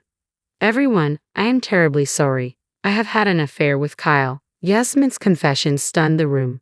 My husband in particular was visibly shaken. He hadn't anticipated Yasmin fully admitting to the affair. He had been insisting the alimony bill and the bank book were fake, only thinking of himself and taking me for granted. He couldn't have imagined this.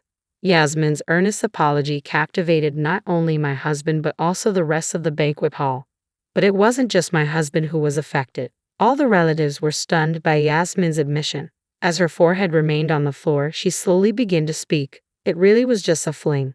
Nicholas is a wonderful husband, but, well, it lacked excitement, you might say. Just doing housework and waiting at home for Nicholas to return, I started to feel like my life would forever be the same. And suddenly, I got bored. When I approached Kyle, he was happy to go along. Everyone listened in silence to Yasmin's voice, mixed with regret and reflection. As she raised her head and revealed more truths, I tried to end it immediately, knowing it was wrong. But Kyle got serious about it. He threatened to expose everything if I tried to break it off. I know it sounds like an excuse now, but I am truly sorry. Yasmin's confession left the relatives staring in disbelief at such a lack of morals. Yasmin had initiated the affair, and though she was threatened, it's hard to completely sympathize with her. But she came here today to admit her mistakes and apologize, which is somewhat redeemable. However, my husband tried to escape by lying and making excuses, unaware that he was just tightening the noose around his own neck. He really is a fool, brother. It's all useless. I, Rosalie, and our parents know everything. I'm going to demand alimony from you, and you're going to pay Nicholas. When did you realize? You didn't even do an investigation. You must have been sure, right? Yes, I heard it from someone I truly despise, you brother. Right, Rosalie? That's right. It wasn't just Yasmin. He had his hands on other women too. What, Rosalie? How much do you know? Just give me a break already. Too bad, Kyle. I know everything, and if anyone should be asking for mercy, it's us. I never thought you'd even make a move on an employee at a restaurant. I continued, then called the woman into the banquet hall. This woman was the waitress who had been talking with the in-laws, Nicholas, Yasmin, and several other relatives while they waited for their reservation time. Turns out, while having an affair with Yasmin, my husband had also been making advances towards this waitress.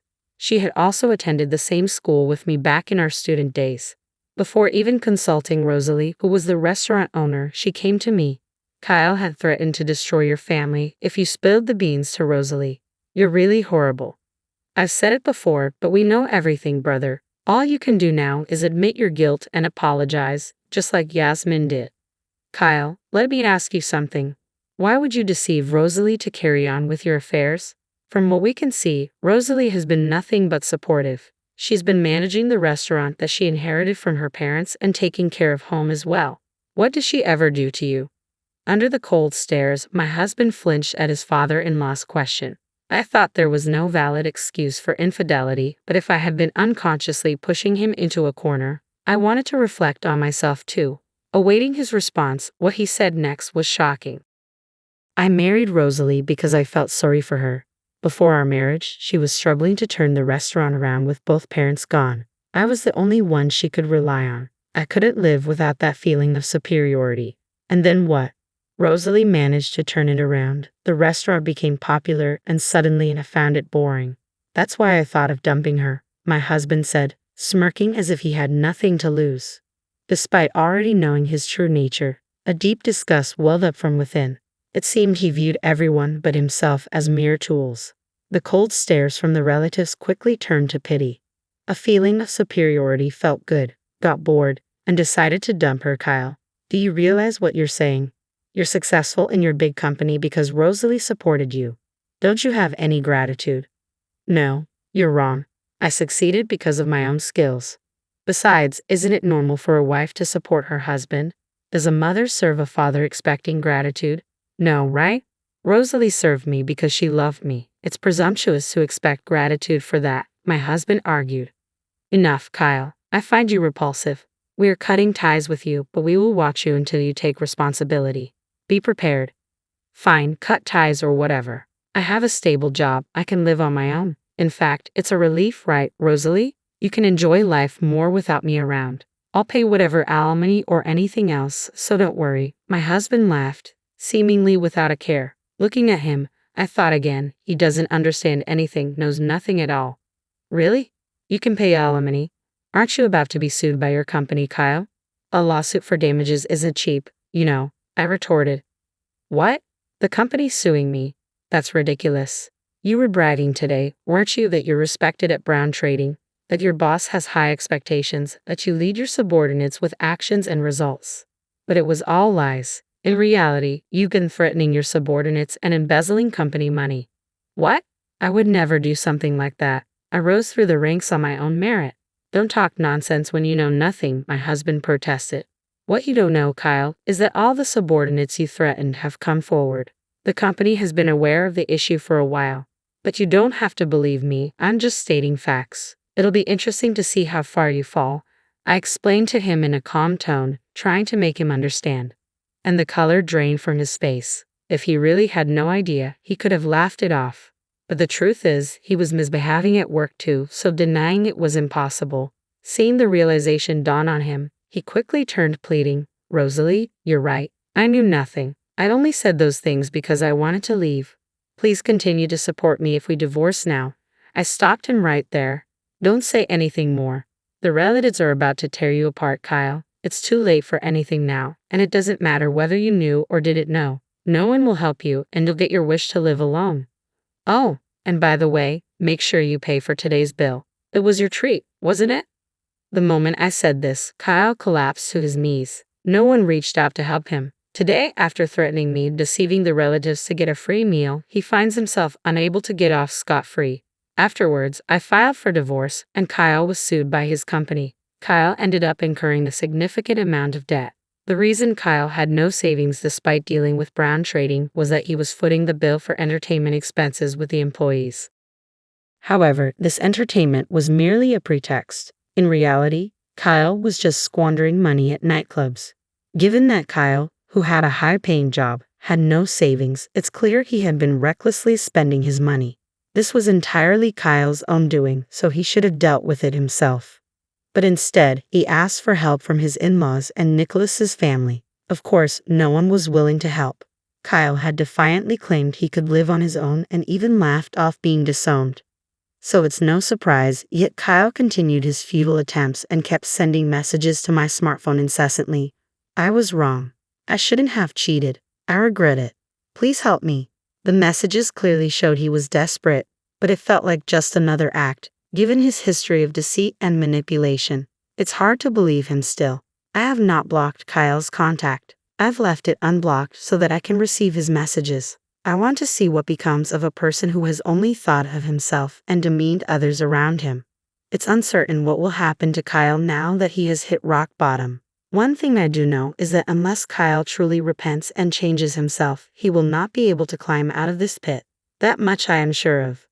Rosalie, I am truly sorry for what my brother has done. It's irreparable. Nicholas apologized to me after divorcing Yasmin. The in-laws who came with him also deeply bowed their heads. I am a failure as a parent. I can't believe I didn't see my son's true nature sooner. If only I had realized earlier, this wouldn't have happened. Kyle took advantage of your kindness, Rosalie, and did whatever he wanted. It was our responsibility to stop him. You all don't need to apologize. If anything, I am grateful. I had no one else to rely on, no parents or relatives. So thank you for always being on my side. From the beginning of our marriage, the in-laws and Nicholas have been my allies.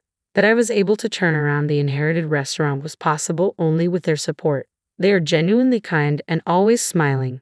They showed such fury on my behalf that was incredibly comforting to me, who is utterly alone. I will never forget this warmth for as long as I live. Unlimited access to the spa from now on. How could John keep this a secret? It's just evil, unforgivable. Without my knowledge, my in-laws' place had transformed into a luxury hotel. Now, I can enjoy the spa every day and indulge in delicious meals. But kidding aside, the thought of them using my precious son for their own desires, it's outrageous. They better be ready. My name is Amy, a 35-year-old office worker in the administrative department of a pharmacy. I live with my husband John and our first-grade son Edward. John and I met through a colleague at work, and from the moment we met, we clicked. We quickly became close, started dating, and were married the following year. With my upbeat husband John and lively son Edward, I was leading a life of ordinary happiness. Another thing that makes me glad I married John is having his mother-in-law Renda in our lives. Having lost my mother early, I was raised by my father. My mother-in-law, who I barely knew as a mother figure, treated me like her own daughter since the start of our marriage. Amy, do you have any plans this Sunday? Why don't you and Edward come over for dinner? She would say, always treating us to delicious meals. When Edward was younger, she was a great support for my parenting struggles, even helping to pick him up from daycare when I couldn't leave work. Edward grew very attached to her, and spending Christmas at my in-laws had become a tradition for our family. Amy, your mother-in-law really is the best, isn't she? My colleague Emma would say, listening with an envious look. It was Emma who introduced me to John. They had been friends since college. Emma, with her bright personality and many friends, joined the company with me. We were close enough to share work frustrations, family matters, and personal issues. The pharmacists and other staff were kind, and the company had excellent benefits. Emma and other colleagues with children continued to work full-time as before our pregnancies. Recently, John's been saying he has to work on weekends and isn't home even on his days off, I said, sounding a bit discontented. Are you suspecting him of cheating? Emma laughed. That's laughable. But it was true. John had been away from home more often. Dad, are you working again today? Edward asked, wanting to play with John. I have to work, sorry, John said apologetically. I couldn't say anything back, feeling proud of John for working hard for our family. Little did I know back then that such dedication would turn into such a terrible betrayal. Rock, paper, scissors. Oh, the worst, I sighed. My workplace is usually closed on Sundays and holidays, but about once a month, we're on duty for the hospital gate on Sundays. Accordingly, our pharmacy also opens. It seems Christmas is our turn this time. We played rock, paper, scissors to decide who would work. Unfortunately, I lost. I wanted to spend Christmas at my in-laws, but no choice. I have to do my best, I muttered to myself, only to be chuckled at by the friend sitting next to me. It's not funny, I said to her. She laughed and apologized. Sorry. This woman is also an officer, and we met at the daycare. Her son Henry and Edward are very close, and our families have become friends. We used to go on trips together, though we've been too busy lately. Her husband Tom is also a kind and gentle person. Her name is Isabella. I call her Henry's mom, or Isabella. By the way, Isabella, thanks for playing with Edward in the park last Sunday when I had to work. When John had to take care of Edward on weekends, today I played with Henry in the park, Edward told me.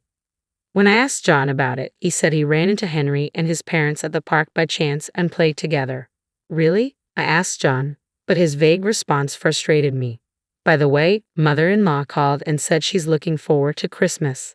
I can't make it, but have fun. I can't go because of work, so it looks like Christmas will be without me this year, I told Isabella. Mother-in-law sounded very disappointed when I told her I couldn't come, but maybe I'll put John to work and have him do a thorough house cleaning. It's been a while, she said, sounding quite excited about the idea. Feel free to use him as much as you like, I laughed as I talked with mother-in-law. It was close to Christmas when this happened. I was working a late shift that day and had to do some unexpected overtime. I hurriedly tried to contact John but couldn't reach him. I ended up calling my son's mobile phone. Mom, are you done with work? Edward answered the phone with a cheerful voice, happy to hear from me. Sorry, Edward, Mom is working late. Can you put Dad on the phone? But Edward said John wasn't there. Wondering where they could be, I said, Hello, Amy. It must be tough working so late. John called and said he's going to be late because of work, mother-in-law said. Hello, Amy. It must be tough working so late. John called and said he's going to be late because of work, mother-in-law said. She told me that while she was preparing dinner in her house. John called her, Sorry, Mom. Amy's on a late shift and I should get home early, but I have to work overtime. Please help. After saying that, John hung up and couldn't be reached again. I was furious with John's actions. He hadn't contacted me at all, thinking maybe he wouldn't get caught. I rushed home. John still hadn't returned, and at the dinner table were mother-in-law and Edward, eating. Mother-in-law said she was happy to have dinner alone with her grandson. Even though I apologize, I really respect mother-in-law. John came home late that night. Hey, about work, you promised to take care of things when I have a late shift. Can you at least keep that promise? I said quietly, What can I do? It's work, I muttered to myself. John raised his voice and even suggested that I quit my job or become a part-timer. When John met me, he praised me for working in healthcare, but that John who said such nice things is no longer here. Our current lifestyle is also thanks to my income. Even though I'm an equal partner to John, he's been doing less housework lately and hasn't been taking care of Edward either. And this guy, hey, you're not cheating, are you? I looked at John with cold eyes. There's no way. You're overthinking, Amy. He suddenly changed his tone and put his arm around my shoulder. That said it all. John has always tried to appease me like this when he's lying or feeling guilty. How dare he cheat? He better be prepared. I was glad Edward was asleep. I didn't want to show our son such an ugly fight. From then on, we acted normal in front of Edward, but when it was just the two of us, we hardly talked or even made eye contact. When I told my colleague Emma about what happened, she said, That guy is the worst. Let me know if you need anything. That was a cool thing to say. Days passed, and before I knew it, it was Christmas Eve. Take good care of Edward, will you?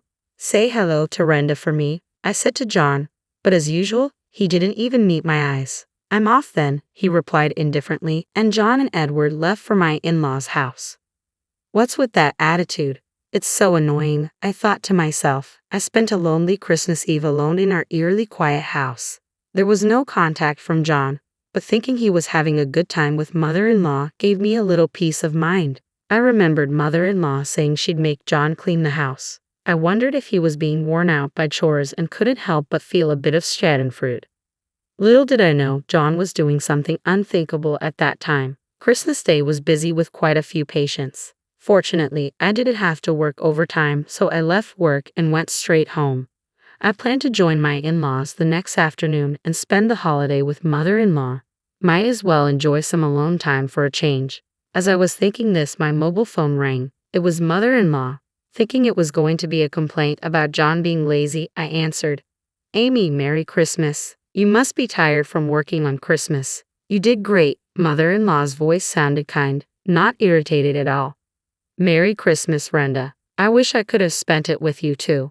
Is Edward just playing games? When I asked, mother-in-law fell silent. Even after calling Renda's name a few times, there was no response. I wondered if it was a bad signal. Amy, John and Edward didn't come here this year. I spent Christmas alone, mother-in-law finally said, and then began to sob over the phone. I was in a panic. John and Edward definitely left the house yesterday. Where could they possibly be now? There was a long silence between mother-in-law and me. I'll head over to your place right now, I said. It's about a 40-minute drive to my in-laws. On the way, my mind was filled with thoughts of Edward. What if they were involved in an accident or some incident? These worries spun in my head. When I arrived at my in-laws, mother-in-law was already waiting outside. As soon as she got into my car, I asked quietly, "Should we call the police?" Mother-in-law slowly shook her head. As I wondered why, mother-in-law began to speak. "Amy, I'm really sorry about my stupid son. Do you think John is having an affair?" Mother-in-law looked at me with teary eyes, and I almost started crying too. "What?" Actually, that's when I remembered something and hurriedly drove to a certain place. When we reached our destination, I called Edward's mobile phone. "Hello? Is Dad nearby?" I asked. "Yeah, he's here. Come quickly, Mom," Edward answered immediately. Even though we had been apart for only a day, Edward's voice sounded dear to me. "What is it, Amy?" "I'm busy right now." I heard John's voice on the phone, sounding like he wanted to end the call. Immediately, hearing that voice made me feel intense loathing, wanting to confront him. "Renda, you said something about making him clean, right? So, are you at your parents' house now?" John's response on the phone was calm. "Yeah, that's right, Amy. I can't wait to see you." When did he become so adept at lying as easily as breathing? I thought to myself, should I have quit my job? Should I have tried harder at home? But none of that justifies an affair. "Oh, so Renda, you started a luxury hotel. Does that mean unlimited spa access? How could John keep this a secret?" "I won't forgive him," I said in a low tone filled with hatred. On the phone, John seemed quite flustered by my accusation. His silence prompted me to continue. "Hey, come out of the room. This is the luxury hotel I always wanted to visit. You said it was too expensive, remember?" As I spoke fluently, John seemed to give up. "I'm sorry," he said in a barely audible voice. I found this place using the GPS on Edward's mobile phone. This hotel, not far from my in-laws, was the place I wanted to visit. The fact that John, who said it was too expensive for me, was enjoying himself here with his mistress infuriated me. Perhaps it showed on my face because on the way to the hotel, mother-in-law kept apologizing. It was then that I found out for the first time that when I worked late shifts, mother-in-law was almost always the one taking care of Edward. I hadn't noticed because she would return home before I got back. John, who was terrible at cooking, used to buy ready-made food, and if mother-in-law tried to cook, he stubbornly refused her. Looking back, that must have been a strategy to keep me from finding out. Even during that short time, John was so enthralled with his mistress. Mother-in-law initially believed John was really working, but as his absences increased, her suspicions of an affair naturally grew. The climax was when mother-in-law saw John walking arm in arm with an unknown woman, looking intimate. She debated whether to consult me but decided against it. The main reason was that she didn't want to lose the chance to see Amy and Edward. Mother-in-law sobbed in the passenger seat, knowing she cared so much for us. Tears streamed down my cheeks too. Mother-in-law was more considerate of me and Edward than John ever was. This time, John had contacted her, saying he would spend some rare time alone with Edward, but asked her to cover for him, saying he'd be at her house. Mother-in-law, suspecting a lie, worried about Edward and contacted me. I despised John from the bottom of my heart for involving so many people, I thought bitterly. At the hotel, after explaining the situation, we were made to wait in the lobby. Then, a man and a woman with guilty expressions on their faces emerged, along with Mom. I was getting bored. I played along with Henry, who was Edward's friend from daycare. Henry looked around and said, "Looks like my dad hasn't arrived yet." He seemed a bit disappointed. John's mistress was Isabella, another mom from the daycare. I wasn't sure how long the affair had been going on, but these two fools had boldly involved our children. Apparently, they had told their sons that their respective parents would join them later. How despicable. John had booked 2 rooms, one for the children and the other for themselves. So repulsive. Thanks to the hotel's kindness, mother-in-law and I were allowed to stay in a room for a while, where she looked after the children in the other room. Isabella having an affair with my husband and then talking to me normally at committee meetings was unbelievable. I spoke in a calm tone. I thought Amy hadn't noticed anything. It was so funny. Isabella laughed. "What is this woman?" I never would have guessed that Isabella, who seemed so fragile and beautiful, was actually this spiteful. I stared at her quietly, pondering the unpredictability of people. John himself seemed a bit taken aback by Isabella's true nature. This woman, without being asked, happily began to talk about how and when she started her affair with John. Their relationship began when our children were in senior kindergarten. On a day I was sick and couldn't attend a parent meeting, so I asked John to go in my place. It was Isabella who made the first move. We had known each other as families and had each other's contact information. From that day on, they began to communicate more frequently. It started with complaints about their spouses but gradually turned into personal conversations. Soon, they began meeting more often, and it didn't take long for their relationship to become romantic. But now it's all over. What a pity, Isabella chuckled, her nonchalant attitude heard loud and clear. I said, "You seem quite relaxed for someone about to face serious consequences." Ignoring her surprised look, I stood up decisively, facing my bewildered husband. I said, "Come on, get up and check out. I've called a ride for you, so get ready quickly," I said with a slight smile as I left the room. Seeing Isabella's face twitch a bit from my remark felt oddly satisfying. Now begins the hellish drive. The trip isn't over until we're home, I thought to myself. After checking out, as we headed to the parking lot, Henry ran joyfully towards the person he was waiting for, Henry's dad, Tom, Isabella's husband. "Sorry to keep you waiting, Henry. Have you been good?" Tom said in his usual calm manner. "Dad, can Edward and I go home first? Mom and you need to talk," Henry said gently, and the two boys happily got into my car. "Thank you. We'll have a long talk on the way home," I said, glaring at Isabella. I had learned from contacting Tom that he was supposedly at work and Isabella had lied about visiting her parents far away to come here. Both of them were utterly despicable. I was forced to come here because John threatened to use Edward to ostracize Henry at school if I didn't. Isabella started with a shallow lie. "Really? You seemed so eager to tell me everything just a while ago," I continued calmly. Isabella laughed. "What is this woman?" I thought, staring at her quietly, pondering the unpredictability of people. John himself seemed taken aback by Isabella's true nature. She happily began to talk about how and when she started her affair with John, and it was unbelievable to hear. Their relationship began when our children were in senior kindergarten. On a day I was sick and couldn't attend a parent meeting, so I asked John to go in my place. It was Isabella who made the first move. We had known each other as families and had each other's contact information. From that day on, they began to communicate more frequently. It started with complaints about their spouses but gradually turned into personal conversations. Soon, they began meeting more often, and it didn't take long for their relationship to become romantic. But now it's all over. What a pity, Isabella chuckled with a nonchalant attitude.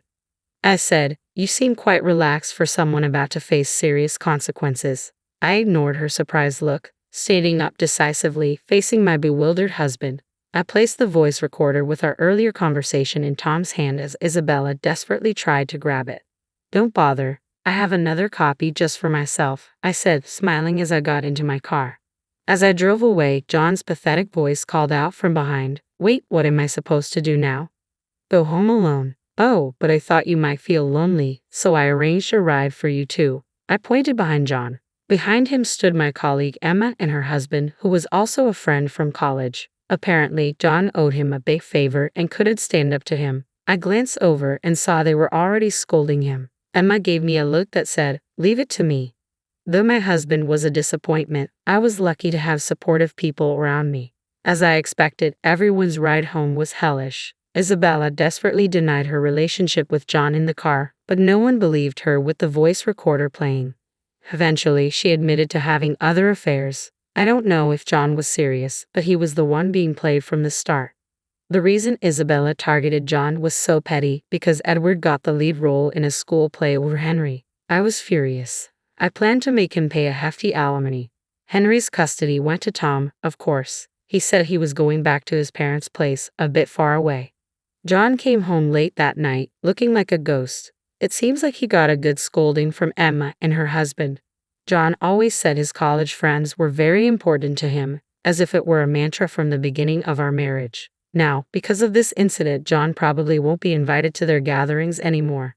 It's nothing but karma. He brought this upon himself. He should regret it.